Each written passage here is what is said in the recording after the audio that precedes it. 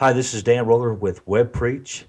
I am a former youth pastor for a certain denomination, and I felt the Lord called me out, and I've I myself have felt the call, I believe, to speak to the sleeping church, to Christians who I believe are sleeping and also operating in a way that is not pleasing to the Lord. And I really have had a burden on my heart to speak this messages that some would say are tough, but somebody's got to do it. Somebody has to tell the truth. There's too much compromising going on in the church, and I'm the guy that's going to do it. And I stick to the Bible.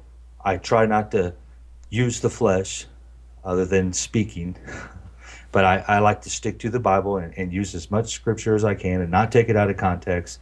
But that is my call, is to not bash the believer, my brothers and sisters in Christ, but to only wake them up and say, listen, we should be operating in this way, and this is why we're in the trouble that we're in.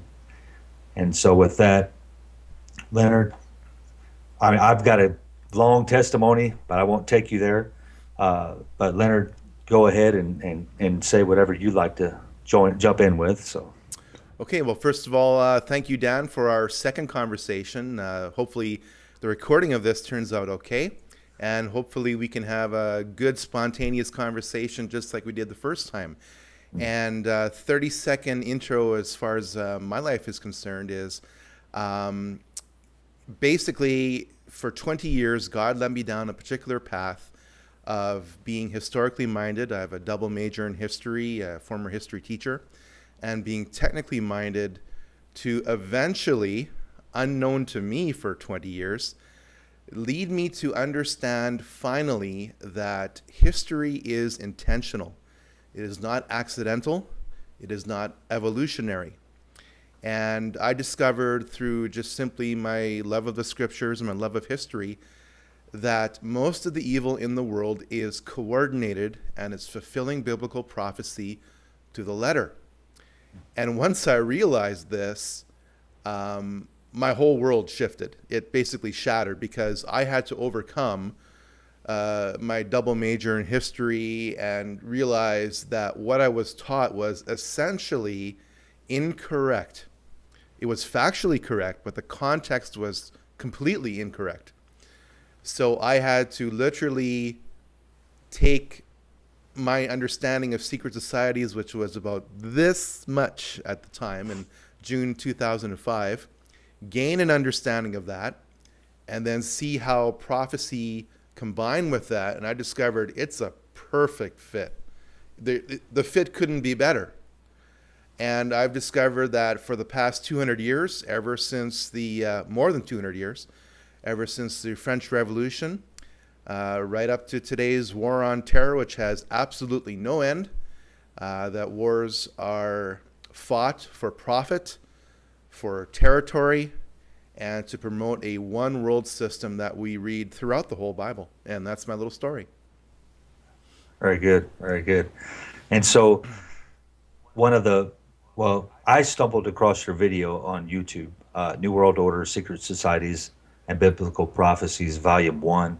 And I got to give it to you. That is the best movie. You set the standard. I've seen nothing that compares to it. I've heard other guys that supposedly know this and that about it, but Leonard, you have done an excellent job, and I think the Lord has really blessed you and given you this knowledge.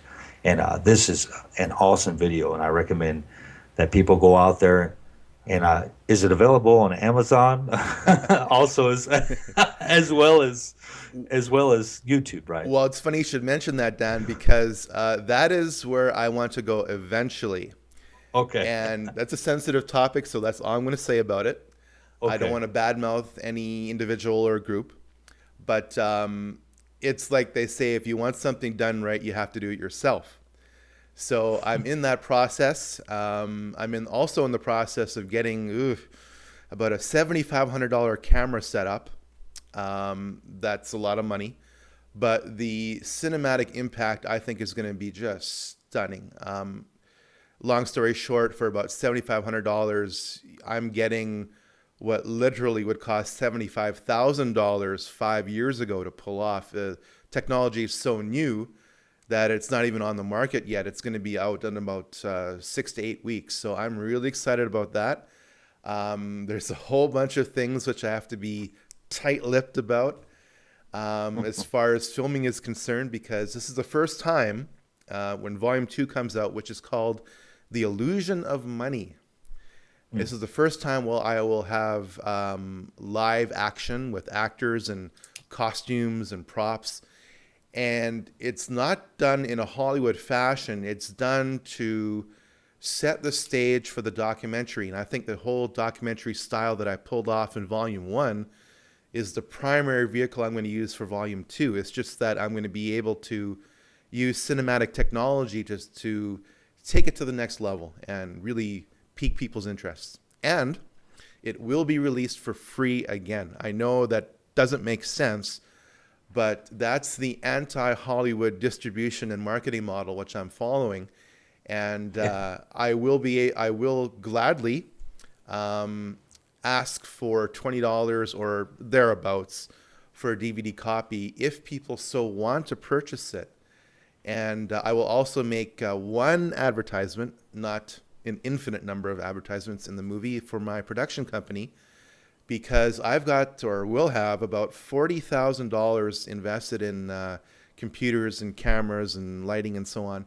And I want to recover that investment. So I think people will really appreciate what I can bring to a conference as far as recording a conference is concerned, church services, interviews, music videos, you name it. So I think I can recover my investment.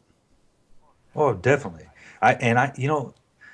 You have to tell people, you know what I mean? That they just, and it's not that you're trying to get money or I'm trying to get money, but for us to get this message out there, it helps. I mean, God's will be done, and His will be done, but it doesn't hurt to mention it sometimes. Now, you've done a lot of work, and like I said, this video is excellent. So I can't imagine what the next one's going to be like. And but the truth is this is the truth. What you display in this video is what we need to see, and it's hard to consume, but it's what we need. We as Christians need to wake up, and we need to know exactly what we're against. We can't just sit back in the pews and relax. And this is very important. The hour is late. The time is now. And I believe that you've been called to put forth this information for this time. And I want to know what the church's response has been so far. Oh, Dan, you are asking the most sensitive and important question right off the bat, aren't you? Well, to answer your question directly, we are in the Laodicean church era. How's that for an answer? That's excellent. It is asleep, willfully asleep. It is willfully blind. It is disengaged from the culture around it. And it quotes Bible passages out of context to justify its disengagement. For example, Romans 13, all governments are of the Lord. Really? Okay, so if you're a God-fearing Christian in Germany in 1941, are you going to round up Jews? Right. How about that? Yeah. Right. That's pretty hardcore. Right. So but that's the truth. Yeah. No, so right. if you're a God-fearing Christian in the first 200 years of the church's existence within the Roman culture, are you going to say Caesar is God? Right. What are you going to do? I mean, I could go on historical point after historical point after historical point, breaking down people's misconstructed notions of the scripture they use to justify their disengagement. For example, 150 years ago, there was a prominent Christian whose hymns we sing in church who went against the culture and said, slavery, modern slavery, is wrong. This was a radical idea 150 years ago, okay? Or Right. Actually a little bit more, 170 years ago. And he is just as much a heresy of his time, a heretic of his time, as I am in mine, because I'm saying essentially we must be as wise as serpents and gentle as doves in a world where we are like sheep among wolves. You got it. Right. So people have called me paranoid, and I say, look, if I were paranoid, I would just simply crawl into my shell and forget about it. I'm out there. I'm out in the culture. I'm out on the computer frontier, which is where people are at, like it or not. And I'm jamming the culture, especially where I'm jamming the Christian culture. Right. And you know what? The church, there's no such thing as a vacuum. Either the church takes the lead in society, which is where we were 100 years ago, and we've been sliding ever since, or other things fill that void. And the government can't fill that void. The media, secular media, cannot fill that void as far as a long-term sustainable model is concerned, because Satan has always used power structures throughout history. I mean, we're not afraid of the Babylonians or the Romans anymore, but we are afraid, and we should be afraid of, let's say, the Muslim culture, which is a threat in and of itself, but is being greatly amplified by the New World Order, if you will, who is using it as a battering ram to break down all cultures, including Islam. Right. Okay, so No, it's a divide and conquer strategy. I've always said that you have to understand the difference between organic terror and synthetic terror. Organic terror has been around for centuries, millennia. It's usually based on religion or race or class. But synthetic terror is where the government steps in and creates the boogeyman and says, look at what they've done. They're going to attack you at any particular time. I mean, 100 years ago, it was the Russians. 70 years ago, it was the Nazis. Then it was the Russians again for 50 years. And then it became a few Islamic leaders like Saddam Hussein. And then post 9/11, it became radical Islam. Well, that term is so general, is so vague, it could be anything.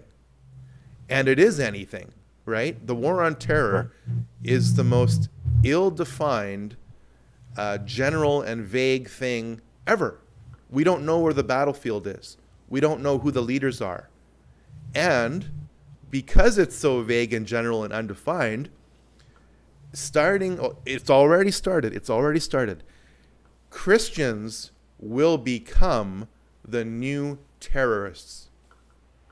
Yeah. Oh, definitely.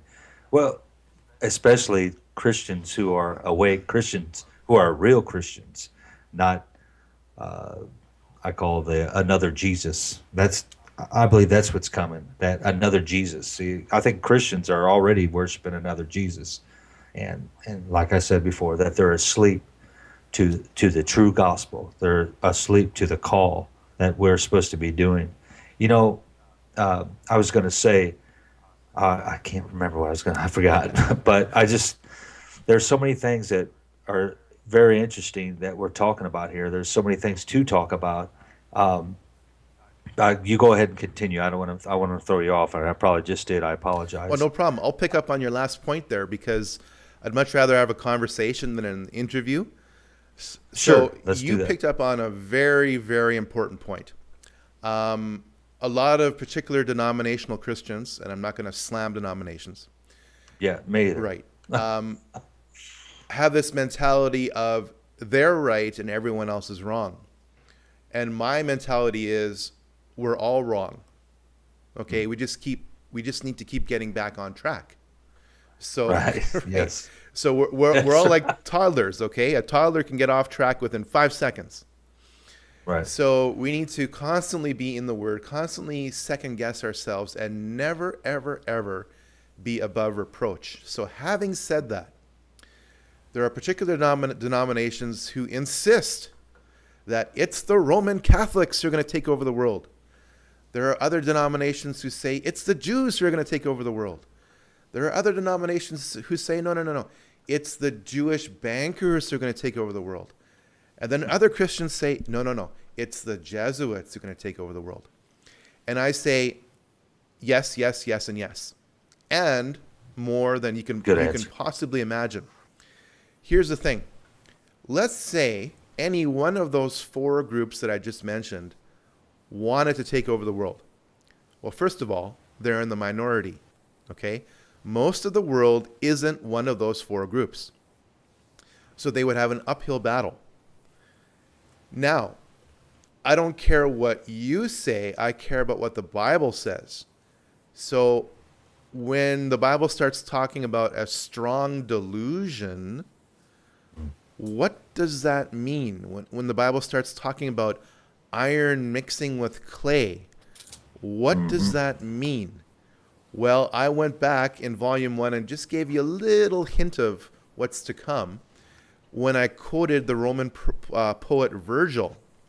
When he starts talking about what is in the back of the US $1 bill, which is very interestingly the only denomination of US currency that hasn't been recently changed, and that's for a reason. It's so loaded with occult symbols. It would take me 45 minutes to an hour to decode it at lightning speed. Yeah, so the phrase novus ordo seclorum goes all the way back, keep tracking it back throughout history. As a historian, I say, I don't care what you say, show me the documents. Okay, prove it. Go to the earliest literature source that you can, and then tell me that you have the context. Show it to me. So I quoted the Roman poet Virgil when he starts talking about a new breed of God-man descending to earth, okay, where the union between the gods, quote unquote, and man happens again. Now that's very interesting because immediately Genesis 6 pops into my head. Immediately Matthew 24 pops into my head. Immediately Revelation 18 pops into my head. And I could go on and on and on about how fallen angels will once again be physically present on this earth. And all of these four groups I started this little rant with, and everyone else on the planet will overwhelmingly want to create a one-world religion, want to create a one-world economy, want to create a one-world military, want to create a one-world culture. So you're going to give in because you're going to want it. Yeah. And it took me, not because I'm so dense, but because it's so incredibly complex, I finally, after 8 years, fully understand what the mark of the beast technology is. I think I have my own ideas also. Okay, let's hear it. Well, yeah, I'll just throw it out there. You know, I really believe, you know, the iron mixed with clay. I believe, I mean, it's not set in stone, but if you were to ask my theory, and you just did, I think that there'll be a strong delusion. I think that it will be a change of the DNA. That might sound strange, but I believe, because I don't believe, other than the only example we have in the Bible is everyone bowing down to the statue and worshiping it, or whenever the music's played, this and that. But first of all, God didn't say he was going to throw them into hell for that. You're not going to lose your salvation over that. I believe there would be a transformation of the DNA, and I think that's why they will pray for the rocks to fall on them, this and that, and they won't be able to die because they will be changed. And think about it. This is what came to me this morning. I told my son, and it's not set in stone, but this is what I think. I think that we will be changed. Our DNA will be changed, and therefore, that's the trick that the enemy is going to pull on us, because he knows that we have salvation through the blood of Jesus Christ, and by believing this. But if we go and change, who we are, our DNA, how we're written, and we change it into this, half beast, half whatever, then that's going to cause us to not be able to be redeemed anymore, not to be sanctified. And do you understand? Maybe that's too far fetched. Maybe that's too far Hollywood, but I think that that's what the mixing is, because the angels in the beginning, as it was in the days of Noah, so shall it be at the coming of the Son of Man. I think that there will be a change, a transformation. Mankind will have this DNA of fallen angels. And I don't know. Maybe that's crazy. Now, I'm not saying that's my doctrine, this or that. It's just an ideal that I have. I've heard a lot of stuff, but what do you think it is? Dan, I think you're 100% correct. Okay. 100%. There you go. No, really, honestly. How can you encode data in a way that transcends technology? And the answer is biologically. Right. Your DNA is a huge, huge, complex encoding system. And it doesn't matter whether or not you encode information on 8-track, cassette, or DVD, or flash memory, or whatever, where you can't transfer information from one format to another. Because here we're talking about self-replicating, essentially infinitely storable data in the form of one generation after another passing down that genetic information. And I think that, see, this is where it finally hit me like a ton of bricks. Our understanding of history started with Satan's temptation at the Garden of Eden. One of his 3 lies was, "You will live forever." Well, guess what? History is going to go full circle.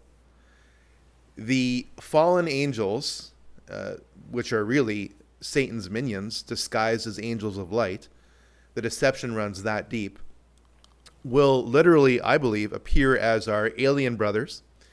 If you think that's crazy, I'll tell you what else is crazy. The Pope last week says we can baptize aliens into the Roman Catholic Church. I've got that on my website. It's a news story. Yeah. And what is the Vatican doing with a high-powered telescope named Lucifer?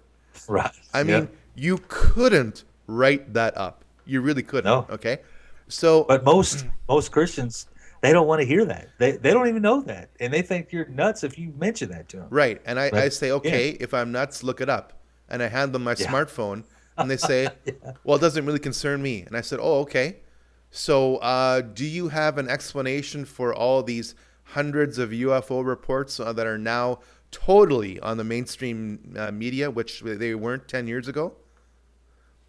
And for example, just to digress a little bit, have you ever seen the Illuminati New World Order playing cards? Yes, I have. Yeah, I've seen. Okay.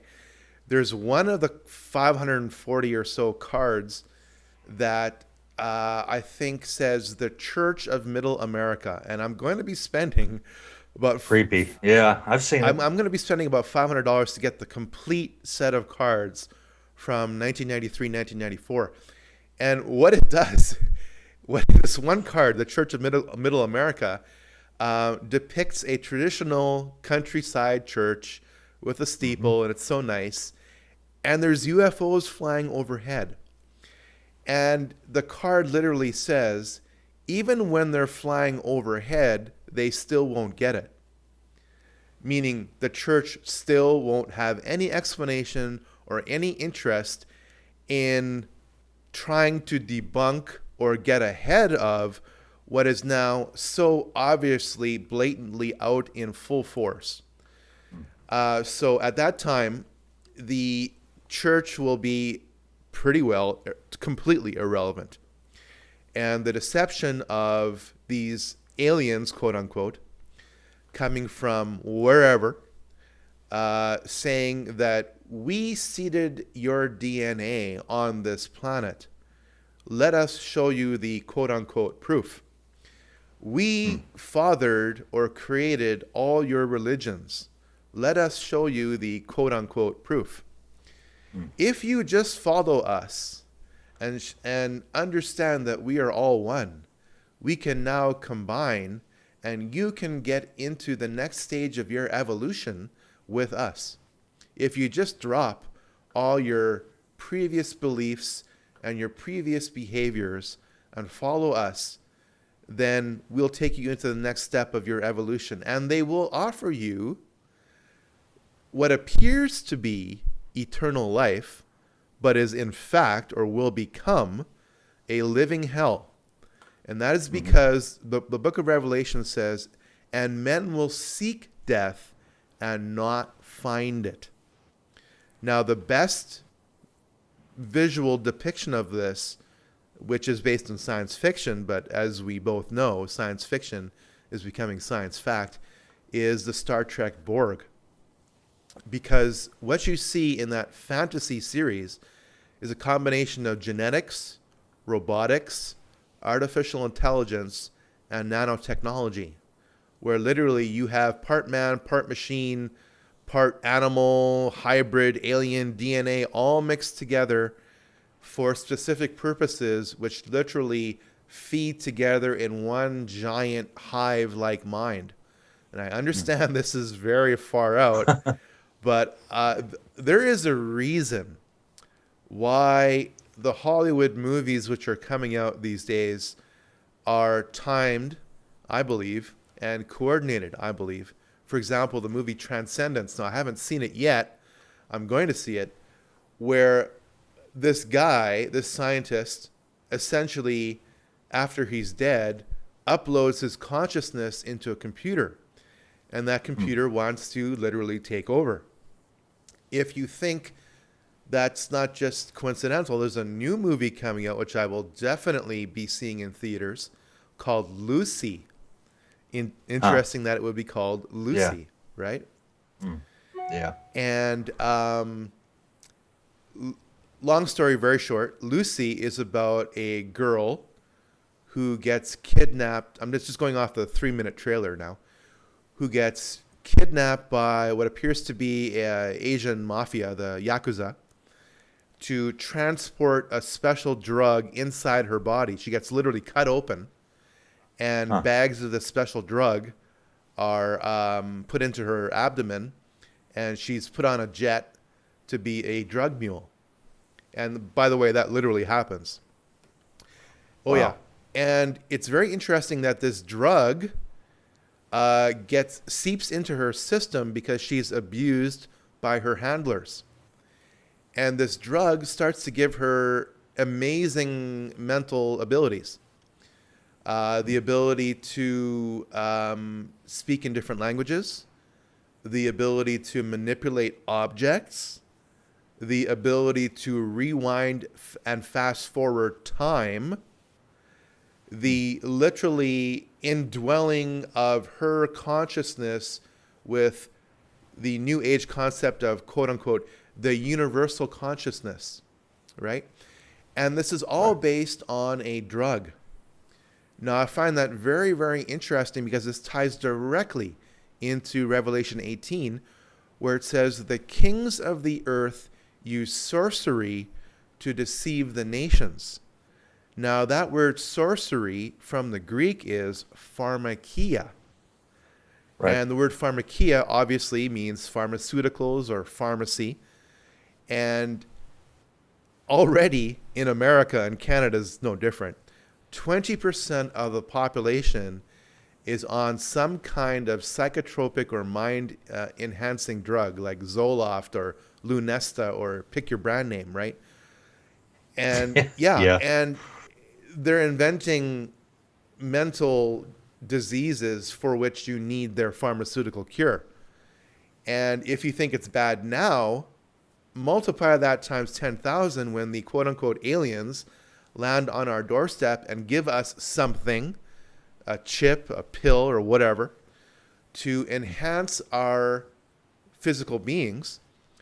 For example, reverse the aging process, make somebody suffering from Alzheimer's into somebody who has 180 IQ, make somebody with cerebral palsy reverse and become an Olympic athlete. I mean, the sky's the limit, right? Who wouldn't want that? You got it. Right. So, again, Christians of your particular denominations, you know what? There's deception within your denomination. There's deception all the way around. Be on guard. Keep your mind open, because Matthew 24, which is what my movie starts out based on, really, a Matthew 24 film, Jesus talks about deceivers, deceit, and deception 4 times in the first half of that chapter. Yeah. So it must be multi-layered. Yes. It must be bigger than our small little minds can possibly imagine, because this is all the product of Lucifer, who has thousands of our earth years to think about how he's going to deceive the world. So it's going to be deeper and broader than you can possibly imagine. Yeah, let me just say back to that, well, to that point there, Christians, listen, this might sound crazy to you, but this is the truth. This is what's more like, this is what's going to happen. And if it sounds crazy to you, it's because it's part of the delusion. If you are not in your word and you're not reading the Bible and you're not in communion with the Lord, you are going to be deceived. I see it going on right now. I'm telling you, the Antichrist can come on the scene right now today and just blow people over, and they will fall for it. They will think it's Jesus Christ. I'm telling you, you need to wake up. And this sounds crazy to you, but you really need to look at the evidence that's given to you, because this is what's going on, and you really need to seek the Holy Spirit, and God will show you these things. I'll tell you what, Leonard could probably back me up on this. When you go down this road, I remember asking the Lord, I just want the truth. And that's what I wanted. I just want the truth, okay? And he showed me the truth of a lot of things. And it's hard, because you have to make a decision whether you're going to stay in your sleeping laziness, slothfulness, or you're going to stand up and you're going to be separated from a lot of people, because they don't want to believe this. They want to stay sleeping. It's lonely and it's tough. But again, look at Jesus. He was left on the cross by himself. Everybody deserted him. And he said that this would happen. Blessed are those who are persecuted for righteousness' sake. And that's what we need to do. We need to, not saying we need to separate ourselves, but we do, if something's wrong, we need to get away from that. We can't just say, oh, well, this is status quo. This is how it goes. No, you must take a stand, or you will be deceived. And the outcome of that is going to be trouble for you. But I really do believe that this is what's going to go down. I remember back in the 80s when I first got saved, they were like, oh, it's going to be, the whole rapture thing and this and that. The aliens came, this and that. This is good stuff. This is what's going to happen. I really believe that this is what's going to happen. I didn't mean to throw you off, Leonard. I just want people to understand that they're sitting here going, no way, no, it is true. It's what's going down. And we really need to wake up and heed the warning. This is all warning. It's not for fun. It's not some movie that we're watching. This is truth being preached to you and being taught to you. And you really need to take a look into it and find out for yourselves and pray about it, Well, totally. I mean, I think Christians are guilty of limiting the ability of Satan to deceive, because they think that they couldn't possibly be deceived. Right. And I'm not going to mention their names because I don't want to shame them, but I was in church listening to a DVD conference, or conference on a DVD, and 2 prominent evangelical preachers were talking about how when Moses was in front of Pharaoh and there was a supernatural showdown where Moses put his staff down on the ground and it became a snake, guess what? The Pharaoh's sorcerers, and there's no other term for it, the Pharaoh's sorcerers did the same thing. Right. Okay? And these 2 individuals who I believe are Bible believing Christians, put the power of Satan in a box and said that uh, Pharaoh's sorcerers used smoke and mirrors to accomplish this illusion. Now, that's extremely disappointing because if they went down that path, down the rest of the chapter, they would also have to explain how Pharaoh's sorcerers, just like Moses, also turned the Nile into a river of blood. And if they continue down that path, see, if you have an idea, you need to prove it with scripture. And you Right. can't just proof text it. You know, you can't just take one little part of a verse out of context and say, aha, I've got the proof, right?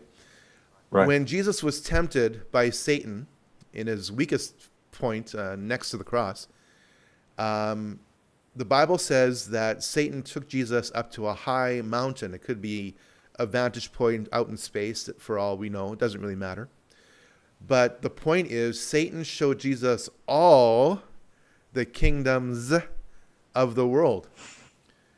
Mm-hmm. Now, that's pretty serious, because if you understand what that verse means, it means that Satan was able to bend reality as we know it, was able to bend space and time as we know it, and present Jesus with a buffet of kingdoms all throughout time and say, all this will be yours if you just bow down and worship me. So Satan was using a very subtle trick, which is to get Jesus to take what was rightfully his, is rightfully his, for the wrong reason at his weakest point. So that's what Satan is going to do. If he has the ability to warp space and time, then he has the ability to do everything. For example, we often say E equals MC squared. Okay, that's fine. And I often tell people who cite that formula, okay, what does that mean? And they look at me and they go, well, I don't know. Well, Einstein said that matter is energy.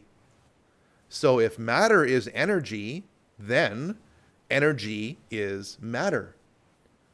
And if what poured out of God's mouth was pure light energy, which transformed itself into matter, which, by the way, is still in the process of transforming itself, then Satan, who saw how it was done, also clearly has the ability to take matter and transform it into another state of matter or states of matter, because he understands the principles of energy in a way that my tiny little brain can't. So I often say, if this upsets you, well, then maybe it should, because maybe you'd be on edge a little bit more, and maybe Right. you'd be a little bit more concerned as to how much you're being programmed via the mainstream media and Hollywood into accepting what is clearly coming. Yeah, and I like to preach. Well, I feel I preach the fear of God. Now, I don't preach to be totally afraid of God and not be able to commune with Him and stuff like that. But I do think that we should have a reverence for Him. And, Satan has been given this power by God. God's still in control, but he's being used to work out God's plan. And I think that, yeah, we better wake up, as I've said several times. We do need to wake up, because this stuff's going on, and he is going to fool you. And if you are not tuned in with the Holy Spirit, then you're going to get deceived. If you don't wake up and quit thinking that, I don't say live a paranoid life. I say live a life in communion with the Lord and have faith and have knowledge, and don't walk around with your eyes closed. The Bible says, I'll paraphrase it, but the wicked they stumble on things that they're not aware of, because they're walking blindly. And I kind of butchered that. But what it's saying is, the wicked know not at what they stumble at it. It's because they are not getting knowledge. They're just walking through life blind. And Christians can do the same thing. Not saying they're wicked, but I'm saying that, hey, if you don't get knowledge about these things and you don't wake up and you quit taking, basically, taking your salvation for granted, that's the problem. Don't take it for granted. Each Christian has been called to preach the gospel and to witness, to be a witness, and to go out into the world and win lost souls. And I apologize because I keep jumping in with that, but it's the truth, and that's what we need to do. We need to equip ourselves with this knowledge in the Bible and have a knowledge of and I think the Lord will teach us and bring people in our lives that show us these things that even increase our knowledge more till we can so that we can be more effective in the battle that we're in. Because we are in a battle, and if you think you're just going to go to church on Sunday morning and then go home and do whatever you want, you're going to be in big trouble. Oh, I totally agree. And it's funny you should say that because I'm just going to bring up a comment that I put out on YouTube. Just got to pause it for a second. One moment. Okay. There we go. I'm in the business of, as I say, engaging the public's mind as to spiritual matters, and hopefully they can tune into my film to see a little bit more. And Sure. there is a brand new video, excuse me, which I do not recommend people watch. It's by a new artist called Brooke Candy, Brooke Candy, Brooke Candy, and it's called Opulence. And it was trending on Vivo, which is a popular music distribution platform on YouTube. And about 2 weeks ago, somebody said, hey, Leonard, what do you think about this video from Miley Cyrus? And I watched it, and Dan, it was the most disgusting thing I've ever seen. One moment, I'm getting a double monitor view of you here. There we go. Okay. And basically it was depicting Miley Cyrus naked, in bondage, and with black paint constantly dripping over her. And again, don't watch that. And it's good that you cannot watch that, because I wrote the following down in the comment section below Brooke's video and also Miley Cyrus's video. And it says this: "Dear music industry producers, we are tired of your increasingly sexual, dehumanizing, and satanic videos. You are hurting your own sales as you infect your victims, artists, with trauma-based mind control. This video is proof, in Brooke's case, that materialism can't give you happiness, so I'm certainly not going to buy any of Brooke's music," in quotation marks. "Dear public, if you have an open mind, go to The Vigilant Citizen to learn more." Now, within 8 hours of me posting the original variation of that comment on the Miley Cyrus video, Warner Brothers pulled the Miley Cyrus video from the Vivo channel, their own distribution channel, okay? Because I got 68 thumbs up within 2 hours. It was the lead comment on what hundreds of thousands of people were watching within every 24 hours, okay? Wow. So I essentially helped to shut that video down.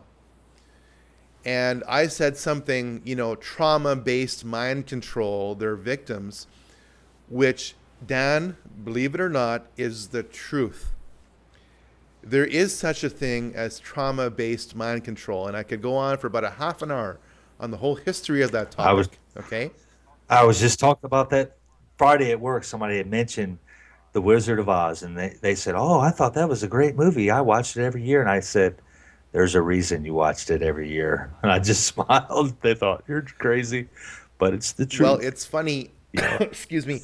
It's funny you should bring that up because, again, people are going to think, oh, this conversation is scripted.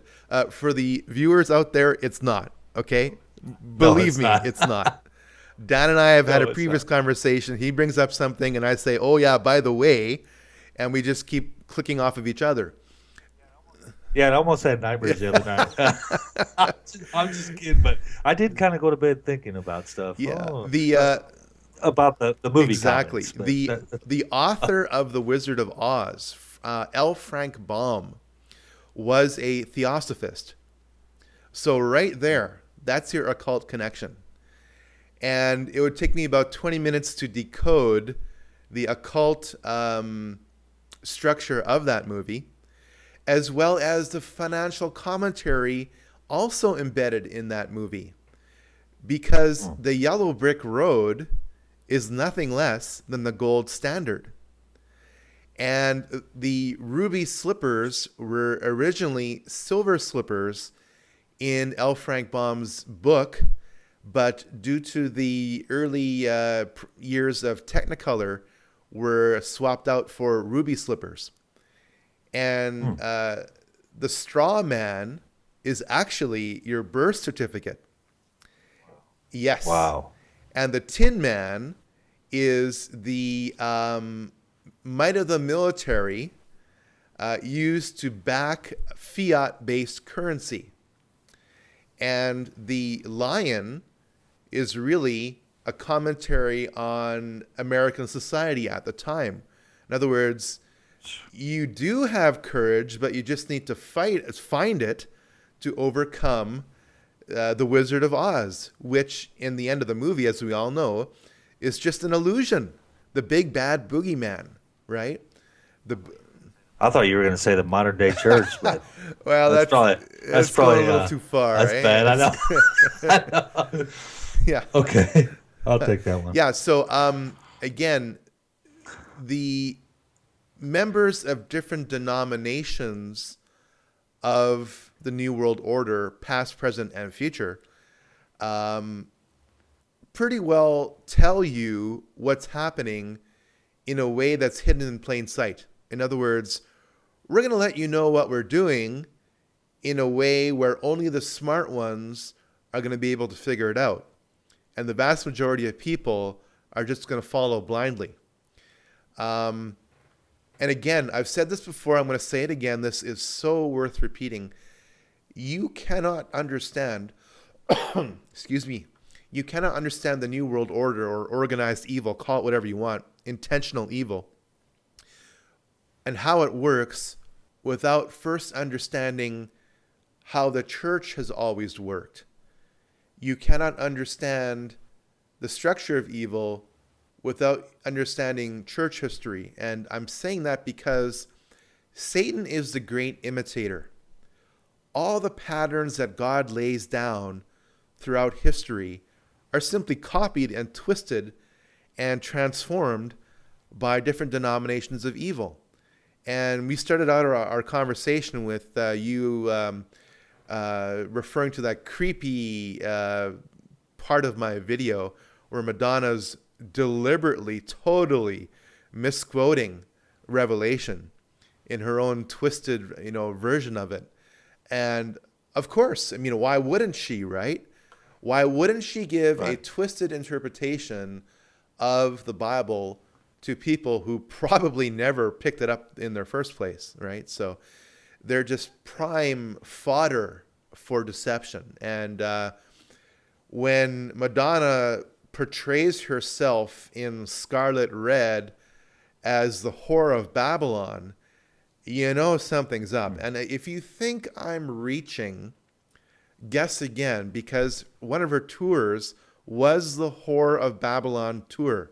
Okay, so deal with it. What I'm talking about is documented. It's not conspiracy theory, it's conspiracy fact. As a matter of fact, the term conspiracy theory was created by the CIA as a mind control device or social control device for people to stop questioning the assassination of JFK, which was growing like gangbusters during the late 60s, early 70s.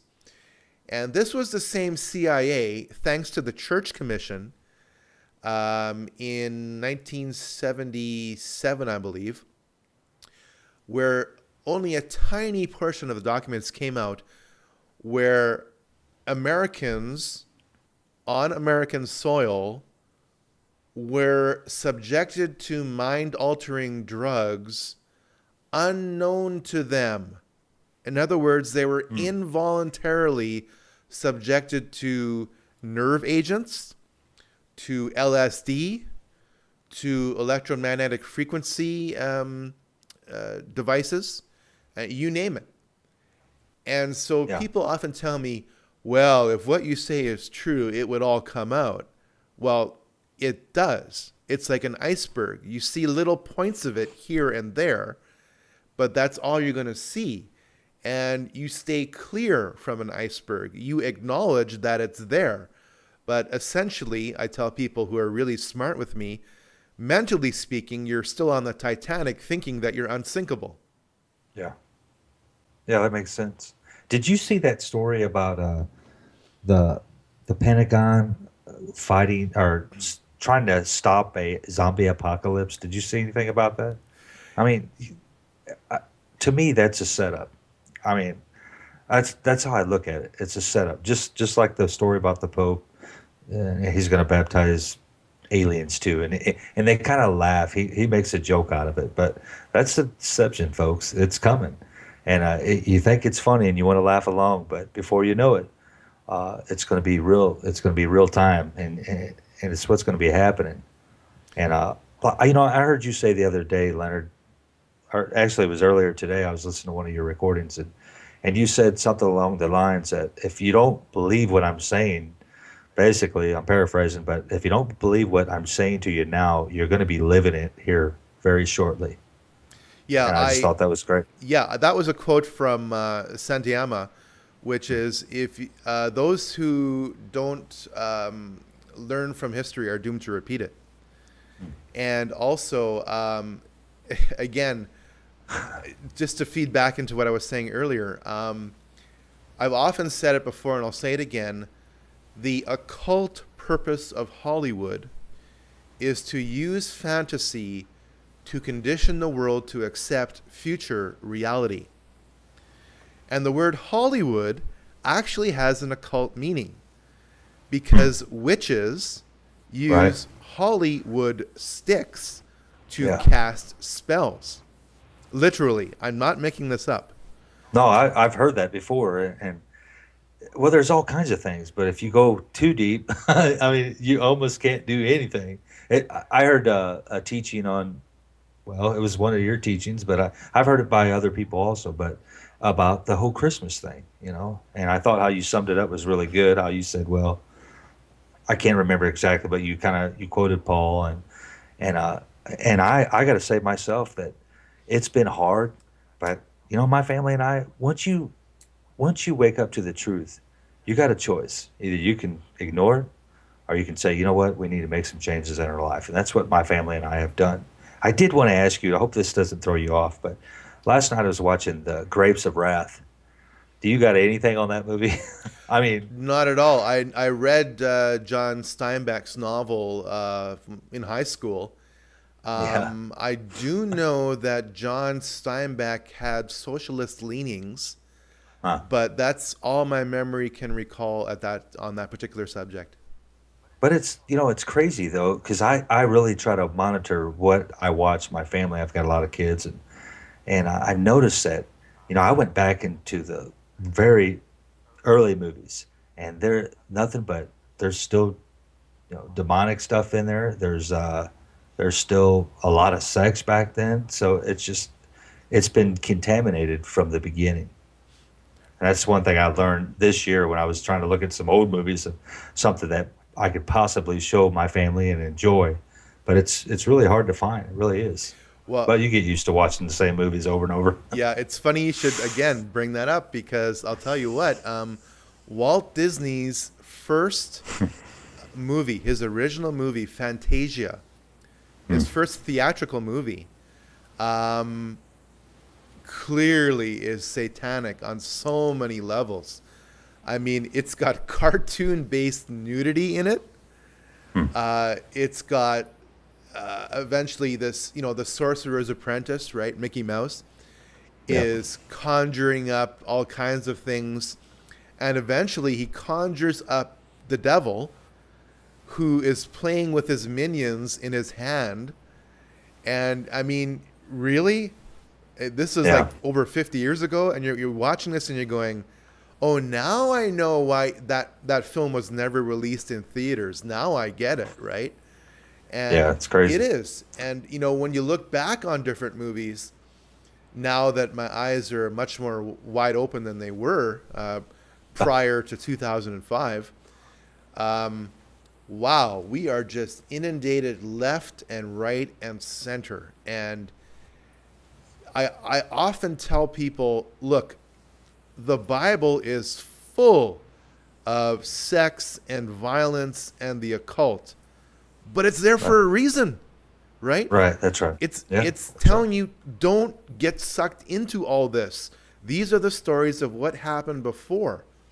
Now, Hollywood does the exact same thing, but only to pull you into it, right? Yeah. Now, I mean, goodness gracious, I mean, satanic Bibles are out there, and teenagers are reading that. Yeah. It is exactly, Dan, like Helena Petrovna Blavatsky said, and Alice Bailey said, 150 and about 70 years ago, if my memory serves correct. Helena Petrovna Blavatsky. See, let me just back up. Sure. Again, for Christians who are new to this, again, I'm just dumping a lot of information on this. This only comes from years of study, and I'm not saying this to suggest that I'm smart. I'm just into this because I don't have a television. I have a love of Scripture, and I'm only doing what the Bible says I'm supposed to be doing, which is expose evil, okay? Right. Not to glorify it, but to point out where we've all been infected. It's time for some disinfectant, okay? Right. So, just to back up, in Helena Petrovna Blavatsky's book, The Secret Doctrine, and Alice Bailey's books, you can clearly see how they were transmitted to these two female prophetesses by demonic forces. And right away, I know some people are going to, view this and they're going to say, Leonard, you're reaching, especially Christians, which is ironic because the Bible talks about doctrines of demons. Look it up. How do you think it was that the Nazis had access to jet stealth technology in the 1940s? Right. Well, let me tell you how that came about. Because the Nazis had a group of female clairvoyants called the Vril Ya Maidens. Look it up. And they were in a occult coven. And they would literally give technical details to the Nazi scientists, who, by the way, were imported by the thousands to America and elsewhere. And by the way, became the basis of NASA and other government agencies. Okay, the Nazi movement was never defeated; it was moved. So that's a digression. Yeah. Yeah, and so okay, I'll just finish this thought. Go ahead. This thought, and I know I ramble a little bit, but it's for you're a fine. Point. These two prophetesses, who wrote volumes, by the way, did so under the demonic forces, and they name them. In the case of Alice Bailey, she says she wrote thousands of pages, and there are dozens of volumes, by the way, the complete set if you want to spend hundreds of dollars on it, by a demon called Djwal Khul. And so she names the demon, okay? And Helena Petrovna Blavatsky, about 150 years ago, basically said this. She said, we're going to destroy Christian civilization by promoting Masonic lodges. And if we can't get them in the Masonic lodges, meaning the public, we'll get them in the schools. We will teach what appears to be Christianity, but actually isn't. It's a brand new religion called secular humanism. And we'll steer secular humanism more and more into the occult. And if we can't get them in the Masonic lodges and in the schools, we'll finally get them in the churches. Because we will subvert Christian theology into Chrislam and into all kinds of New Age denominations or theologies, if you will. I mean, again, let's wind this all the way back. I mean, the Pope says he can baptize aliens. Okay, great. What else do you want me to believe? So the number one group which is resistant to the teachings I and hundreds of people before me bring up is Christians. And I find that very ironic. So to be perfectly blunt, my film, and I asked specifically about this, my film will not be shown in the church that I've attended and have been attending for 45 years. So that says a lot, and that's all I'm going to say on that subject. Well, from the Garden of Eden to Isaiah 14:12, Satan's got a 5-point plan, and he's done that. Marilyn Ferguson, I found her book at one of the local libraries. She kind of says the same thing, Aquarian conspiracy, and Aleister Crowley, all these. It's an agenda that's been going on for a while, and and it's only conquering because I believe that most of the church, again, we've gotten lazy. And we're letting that darkness creep in.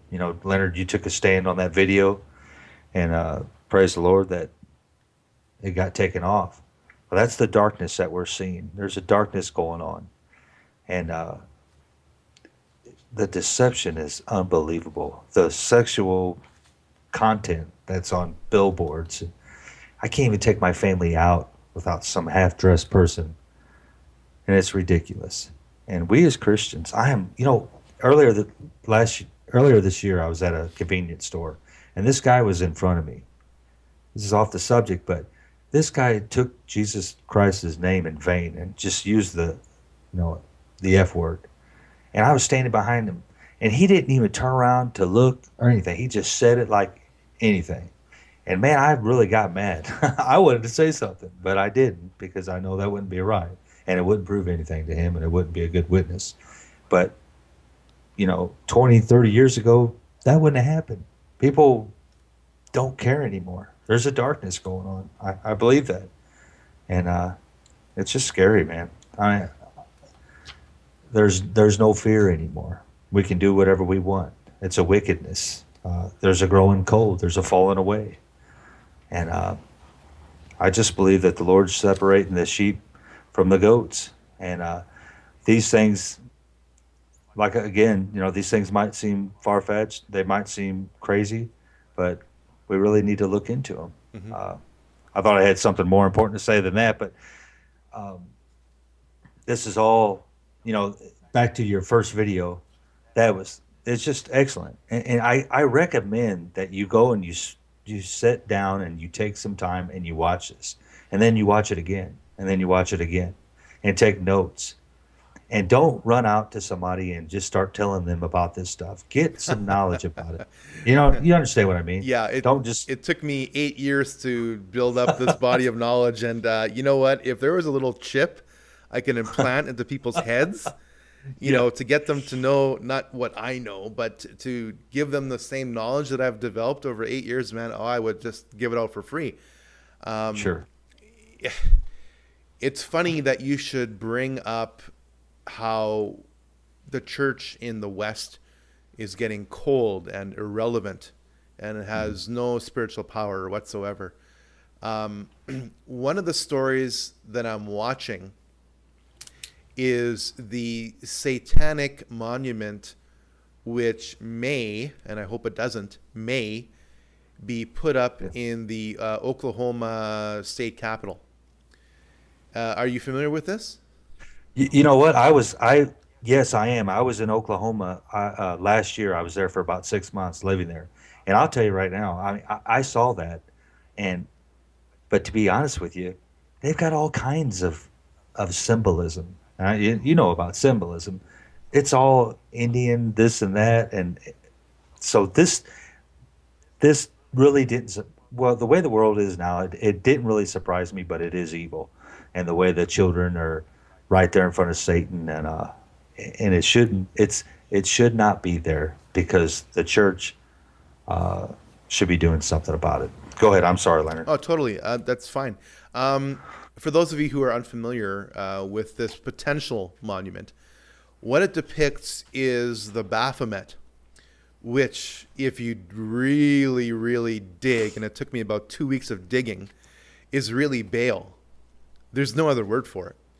What it is Satan in the form of a goat-headed man, and which is Baal, and he's sitting on a throne, and at the top center of this throne is the pentagram, and he's delivering a hand sign, which is, by the way, the same hand sign that the George Washington monument is giving, which I'm sure George Washington wouldn't be too fond of had he been alive to see that, called the as above, so below symbol. And this is where, again, a knowledge of the occult helps you to anticipate the strategy of the enemy. If you can decode the enemy's playbook, then you know how and where and when he's going to strike next. So this whole, and I'll just do it now, this whole as above, so below hand sign with the arms extended above and below,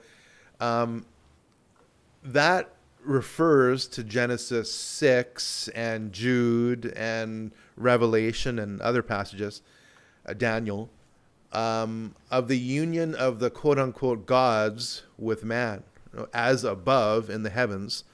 And we're talking about fallen angels now, okay, so below.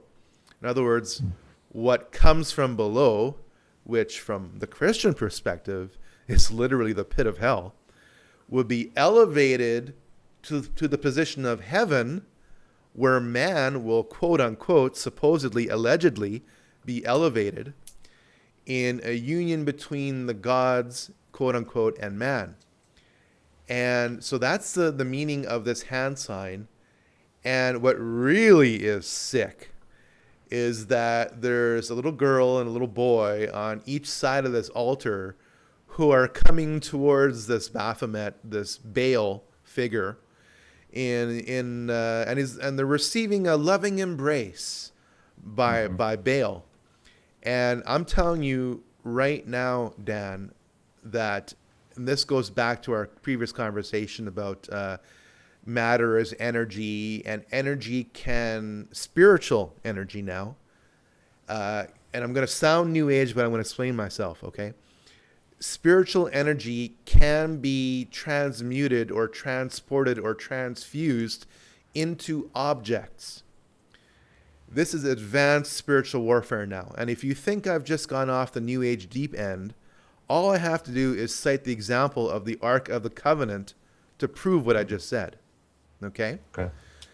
So if that happens on God's side of things, and if the Bible says Satan showed Jesus all the kingdoms of the world, and if the Bible says Pharaoh's sorcerers could transform the Nile River into blood and could transform their snakes or their staffs into snakes, then I'm telling you that there has to be an occult spiritual energy, if you will, flowing in certain objects at certain times if God allows it. And I'm not talking about animism now, okay? If you want a further example, I just gave you 3, well, I'll give you a 4th.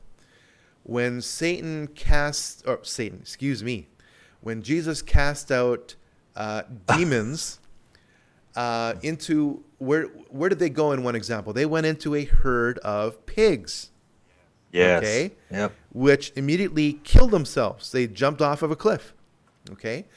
So right there we see satanic forces going from an individual, a person, and notice how there's more than one in that individual. There were more than one spiritual forces, Yes. entities, okay, into a herd of pigs, so that they can hop from one object to another, given certain conditions. And I'm not going to go into those conditions because I don't want to give people ideas, and it's a little bit on the frontiers of my research now. But the point is, and for pastors who are watching this now, this is going to be advanced spiritual warfare that I'm giving you right now. I am telling you face to face, and I'm dead serious about this. Pastors, wake up, because if a new person to your church seems so loving and kind, etc., and over time starts throwing at you doctrines which seem a little bit off the tried and true narrow path, and progresses down that road of getting you to go off that straight and narrow, and starts giving you gifts, that's a red flag. Do not physically touch these gifts. Literally take a pair of gloves, dispose of them, preferably do what the prophets of the Old Testament did, burn them by fire. I'm dead serious when I'm talking about this, okay? Because what these people have done in some cases, I'm not asking you to be paranoid. I'm asking you to be prudent and only do this when it becomes obvious, okay? This is going to be a rare occurrence, but it will probably happen to you once in a blue moon. So when it does, you need to recognize it for what it is and for what it does. Those are cursed objects. These individuals, these are Luciferians, these are Satanists masquerading as Christians who are infiltrating local denominations to get on the boards or the deacons or pastors' good side, if you will, and they are systematically out to destroy your church. So they'll start with a thin edge topic, and they'll just widen that wedge, and they'll split your church up like a log. And these cursed objects are knowingly and willfully cursed by demonic spirits on the part of the Satanists, and can literally cause sickness, can literally cause financial devastation. And so if things happen in your life where it's like a Job moment, okay, where you have calamity after calamity and you're asking yourself, why? What's happening? And if you can recall in your mind an individual or a group of individuals in your congregation who are clearly over time driving a wedge between you and the rest of the congregation, then put two and two together. Investigate. Go to these people's homes. And if you see any symbols or any books which clearly depict the occult, then you know what's happening. Okay? Again, investigate, quarantine the objects, pray over them. Do not, if it's food, perhaps, don't consume the food. Okay? Put it aside, put it away, and preferably take it out of your house. Again, don't jump to conclusions. You got to be careful. You got to investigate. But if and when it happens, once in a blue moon, it will, then you know what to do. Wow. That's right. You know, you just brought something into my mind about something that I may have here at home that I may have been deceived about. But you know what? Let me throw this at you, and you're gonna think I'm nuts. But you were talking about that the statue in Oklahoma. Just a thought. Image of the beast. You know what I mean? Image of the beast in Oklahoma. Creepy, man. That is an image of the beast. I mean, I'm just saying the book of Revelation. I didn't want to jump on there and look it up, this and that, but I know they set up an image of the beast. How crazy would it be if we were just, too busy in our minds thinking, but that's what's setting up here now. Maybe it's probably something else, but I'm No, just not a, saying it no. is creepy. You know what I mean? Dan, that totally dovetails with what I said before, and it's going to complete the circle now. In that, It gave me chills. I was like, oh my totally, goodness, what? that Whoa. statue again. Don't see with your human eyes. Okay, turn them off. Only Okay. see through the lens of Scripture. Okay. This is a very poor analogy, but you got to think like Neo in the Matrix, where all you see is code, right? You don't see Right. the reality in front of you anymore. Now you see the code for what it is. And again, we know through science that our human eyes can only see a tiny spectrum of the energy field that exists out there. We can't see X-rays, we can't see ultraviolet, etc., etc. Okay, so if that statue in Oklahoma gets installed, and quite honestly, to be brutally blunt, I think it will. I It's think just it a will matter of too. time because the church it's blind, it's dumb, it's impotent, it.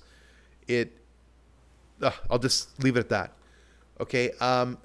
If that statue gets Well, wait. installed, Go ahead. that is a spiritual portal. It is not just a piece of concrete anymore, or marble, or whatever, stone. Okay. It is a license for Satan. It's honestly, Dan, and you may think this is a bit of a reach. Okay. It is a spiritual transmission point. It's like a radio tower. Okay. It's saying, spiritually speaking now, I'm here, I'm present. The people behind me who installed me know exactly what they're doing. They're intentional about it. It's not just, oh, gee, let's create a goat-headed man statue with a pentagram surrounded by kids. No, they know what they're doing. Okay. And if that gets installed, you're going to see a dramatic falling away, first within Oklahoma. You're going to see increased discord. You're going to see greater racial tension. You're going to see greater tension between the genders. You're going to see greater homosexuality. And if you think I'm reaching on that last point, what was, one of the commandments to Lot? What did Lot say? Lord, if there's only, one righteous person here, can you spare the, sorry, Abraham, sorry. Yes, I'm getting his Got it. stories No, mixed up. that's all right. If there's only one righteous person in this city, can you spare the city? Yes, okay. And in that passage, it clearly talks about a pair of angels who obviously look like men because they're not going to attract attention to themselves, okay, walking down the city, assessing the morality of the city. And eventually their identity becomes known because a group of men literally want to break down the door where they're being hidden and say, bring them out so we can have sex with them. All right? Right. Okay. So there's your link Yep. between demonology, the occult, and homosexuality. Right there. There's your link. Okay.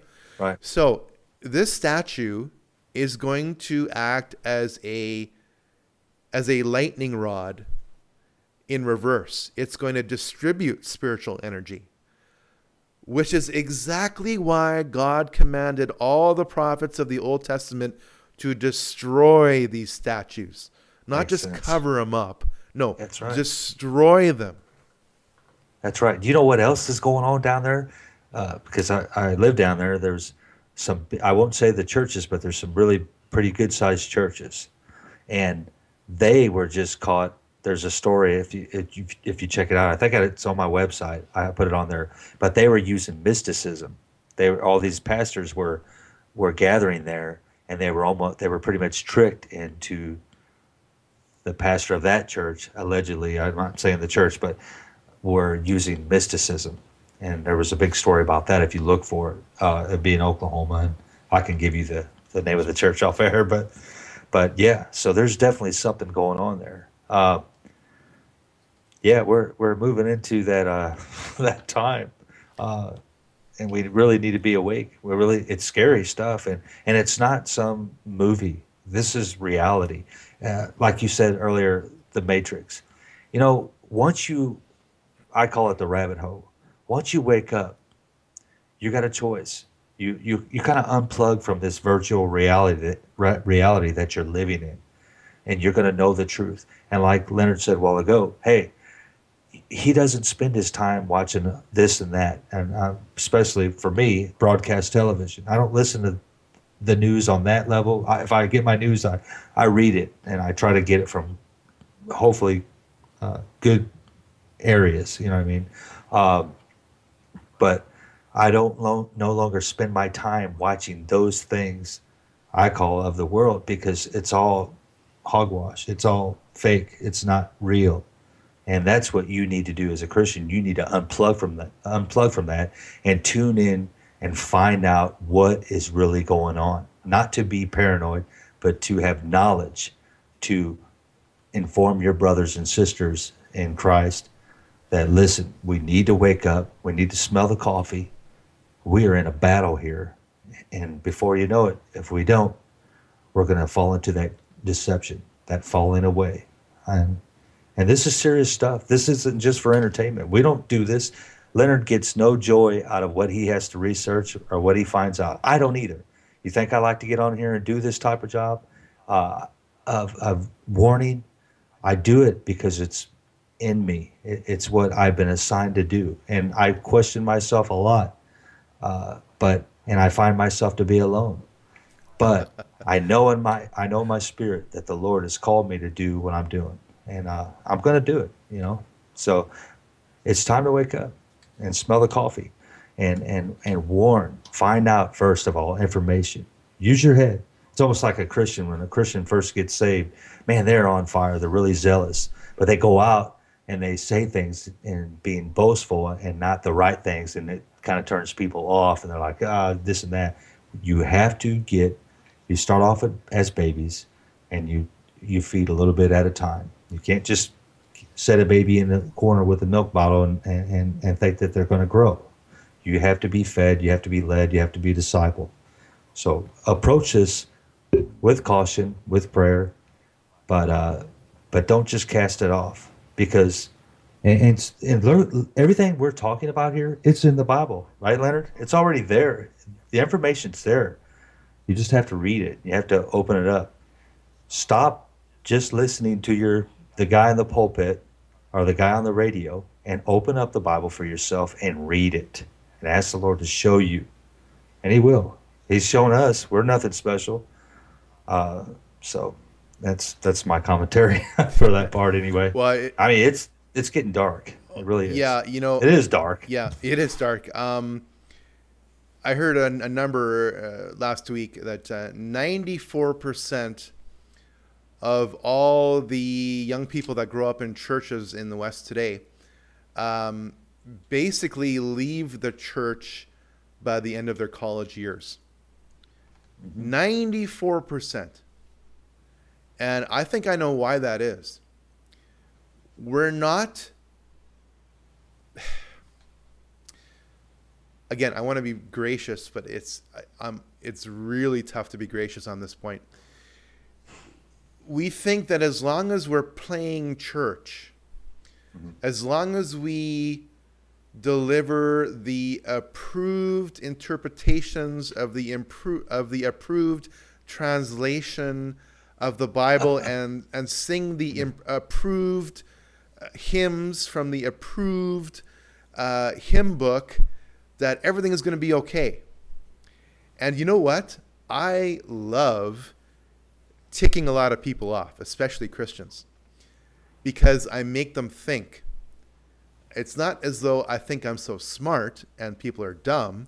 It's just that I make people think. For example, some people insist that the King James Bible is the only translation ever worth considering. And I say, well, technically speaking, it's vastly superior to any other translation. And on the other hand, I say, you know what? There are 3 other translations of the Bible which are vastly superior to the King James. And people start breathing heavily, and they go, well, what are you talking about? And I say, well, they are the original Greek, Hebrew, and Aramaic translations. And they look at me like, what? And I say, well, you know what? If you really want to study the scriptures, you have to know the entire history of those languages. And so there's no end to how much knowledge you can get from Scripture. The Bible says it is the glory of God to conceal the truth in the context of the truth of the Scripture. For example, I went up to, I'm not going to identify them because I know some of my family and friends are going to watch this video, but I went up to two individuals that I knew separately, and I said, hey, did you know that the 153 fish that the disciples caught when they saw Jesus after his crucifixion on his resurrection, that is the exact number of miracles that the disciples performed after Jesus? Wow. I didn't know that. I've always wondered what that is That's right. about. That's exactly right. And they look at me and they go, I don't get it. And I say, well, don't you understand? Everything in the Bible is significant. I mean, how the Israelites camped out in their wandering within the desert was in the form of the cross. Here, look, graph it out. And I do this with excitement, and they look at me like a deer in the headlights. And I say, well, don't you understand the importance of this symbology? I mean, it's clearly referring to something which hasn't happened in the past and is going to happen only centuries in the future. It's a geometric foreshadowing of what's to come. There's meaning in this symbology and geometry and so on. And I say, try to coordinate that. I mean, there's no individual human mind who could come up with this, right? And they look at me like, well, I don't see how that's important. And I say, okay, so what is important in Scripture? Well, that God loves me. I say, okay, yeah. And is that going to pull in the average non-Christian? Is that going to get the average backslidden Christian back into church?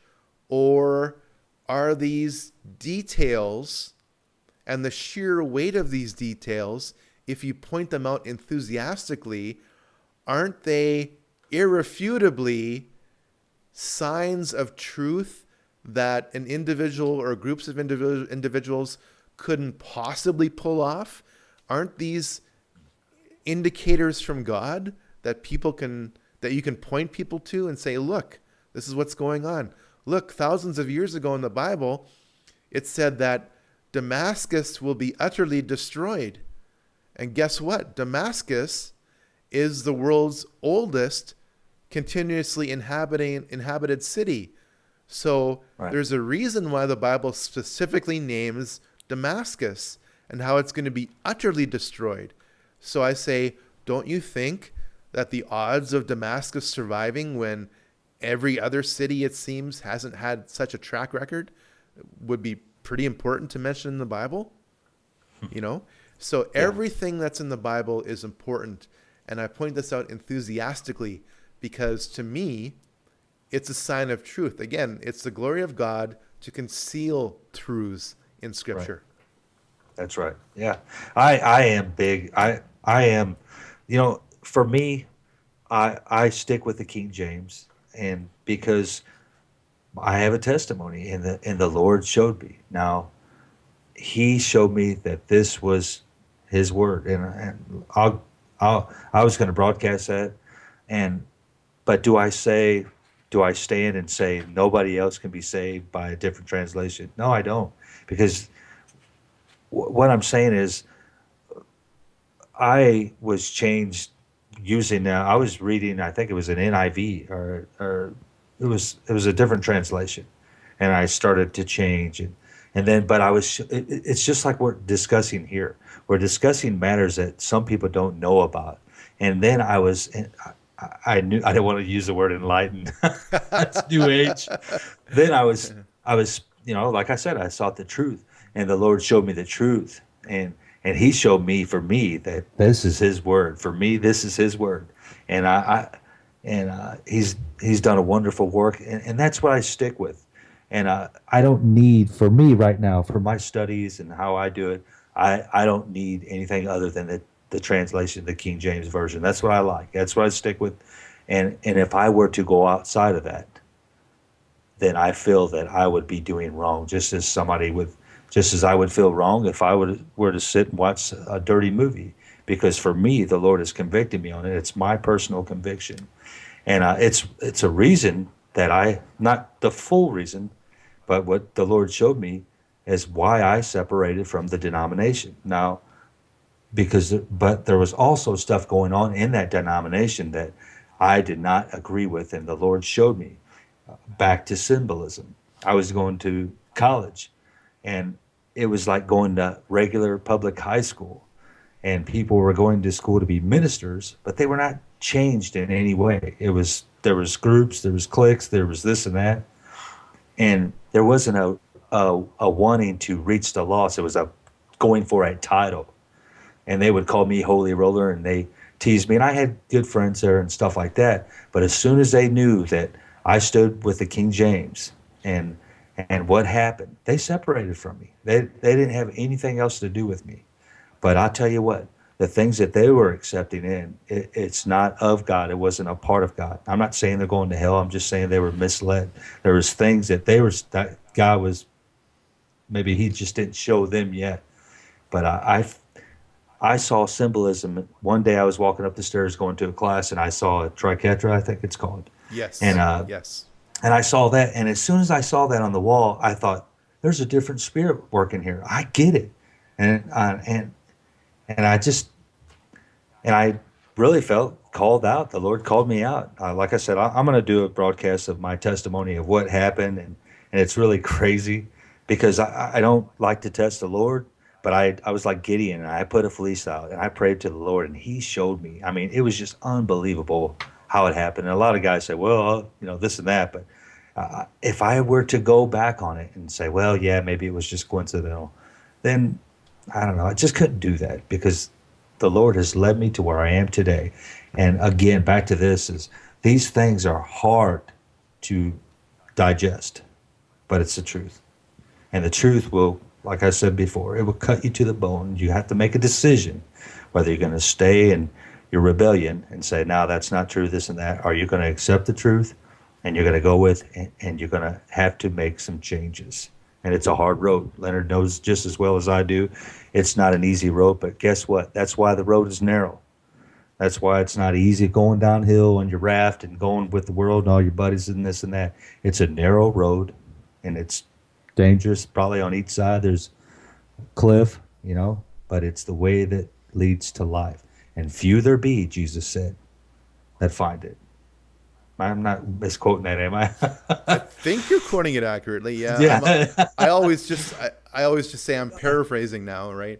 Yeah, that's what Yeah. I do too. But I paraphrase. But yeah, few there be that find it, and that's what He's saying. Narrow is the gate, narrow is the way, and few there be that find it, because it's not easy to accept these things.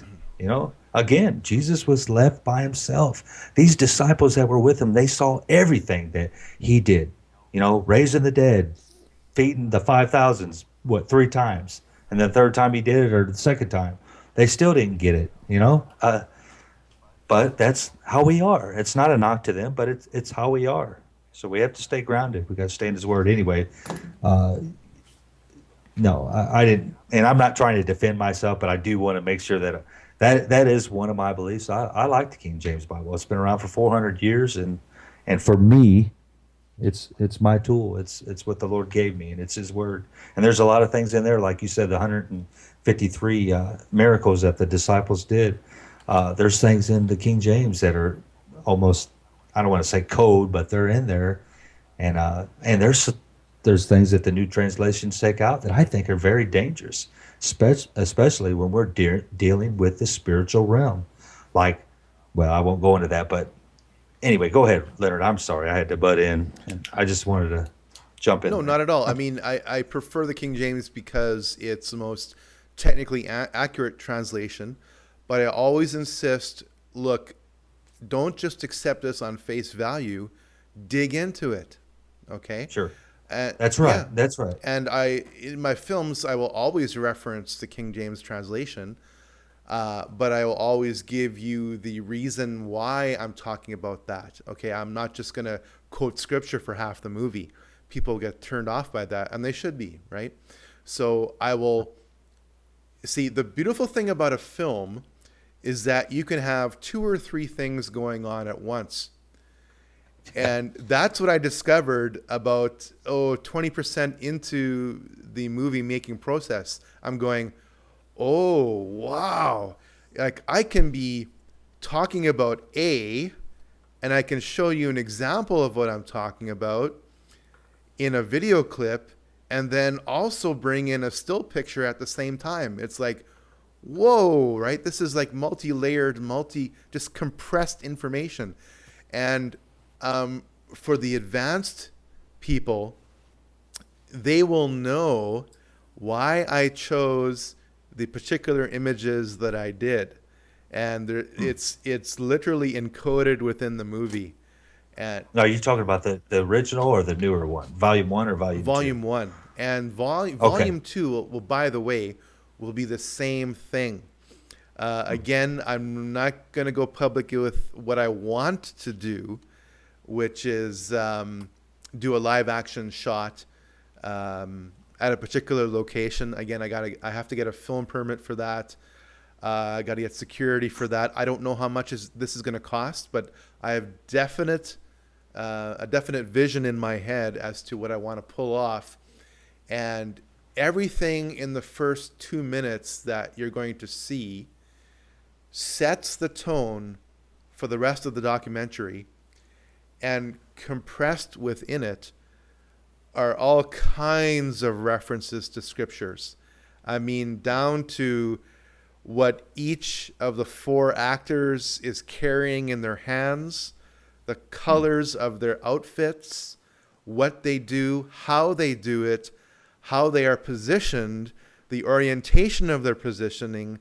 I mean, everything is designed to reveal what has been hidden from so many people. You see, that's the power of symbols. Symbols reveal to those on the inside, and they conceal to those masses, the majority, on the outside. And symbols are usually placed in plain sight. For example, the Statue of Liberty. I mean, people think, oh, that represents America. Well, if you knew what the statue represents, you wouldn't be saying that. Okay? It represents a fallen America. That I would agree on. Okay? But if you knew that Auguste Bartholdi, the designer of the Statue of Liberty, was a Freemason, and if you just look up his image on Wikipedia, not that Wikipedia is gospel, but it's just a starting point, by the way. I mean, Yeah. anyone can put whatever they want on Wikipedia, and as soon as somebody says, "Well, I read in Wikipedia that," and I say, "Stop! Just stop! Okay, yeah, I read about space aliens from planet Pop Tart in Wikipedia. Okay, it doesn't make it Pop-Tart. true. Okay, so I said, okay, tell me where Wikipedia pointed you to, and we can start with that. Okay, so again, you'll see his. If this shows up on the screen, you'll see his little sign of the hidden hand. Okay, that's Yeah. the hand sign that all the communist leaders, all the leaders of the French Revolution, all the Rothschilds do, okay? There's a reason why Karl Marx does this. He's showing you he's part of the hidden hand of history. He's looking into a camera. He knows his photograph is being taken, and he's saying, I wonder how many idiots out there I can fool. And the answer is billions. And these people love to conceal what they're doing to the masses and then put it out in plain sight. And this is how people in the occult world operate. They operate hidden in plain sight. So if you're going to encode something, you're going to encode it symbolically, okay? You're not going to say, we, and list a whole bunch of names, are going to do this and list them on these dates, on these locations, and these are our plans. Because if you did, over time, people would read what you say and they would stop you, right? Because there's way more of us than there are of them. And it's in people's own best interests to stop it, even though most people are asleep. So everything is basically symbolic. For example, I wonder if I can, let's see. Oh, yeah. I'm going to get a little magazine here.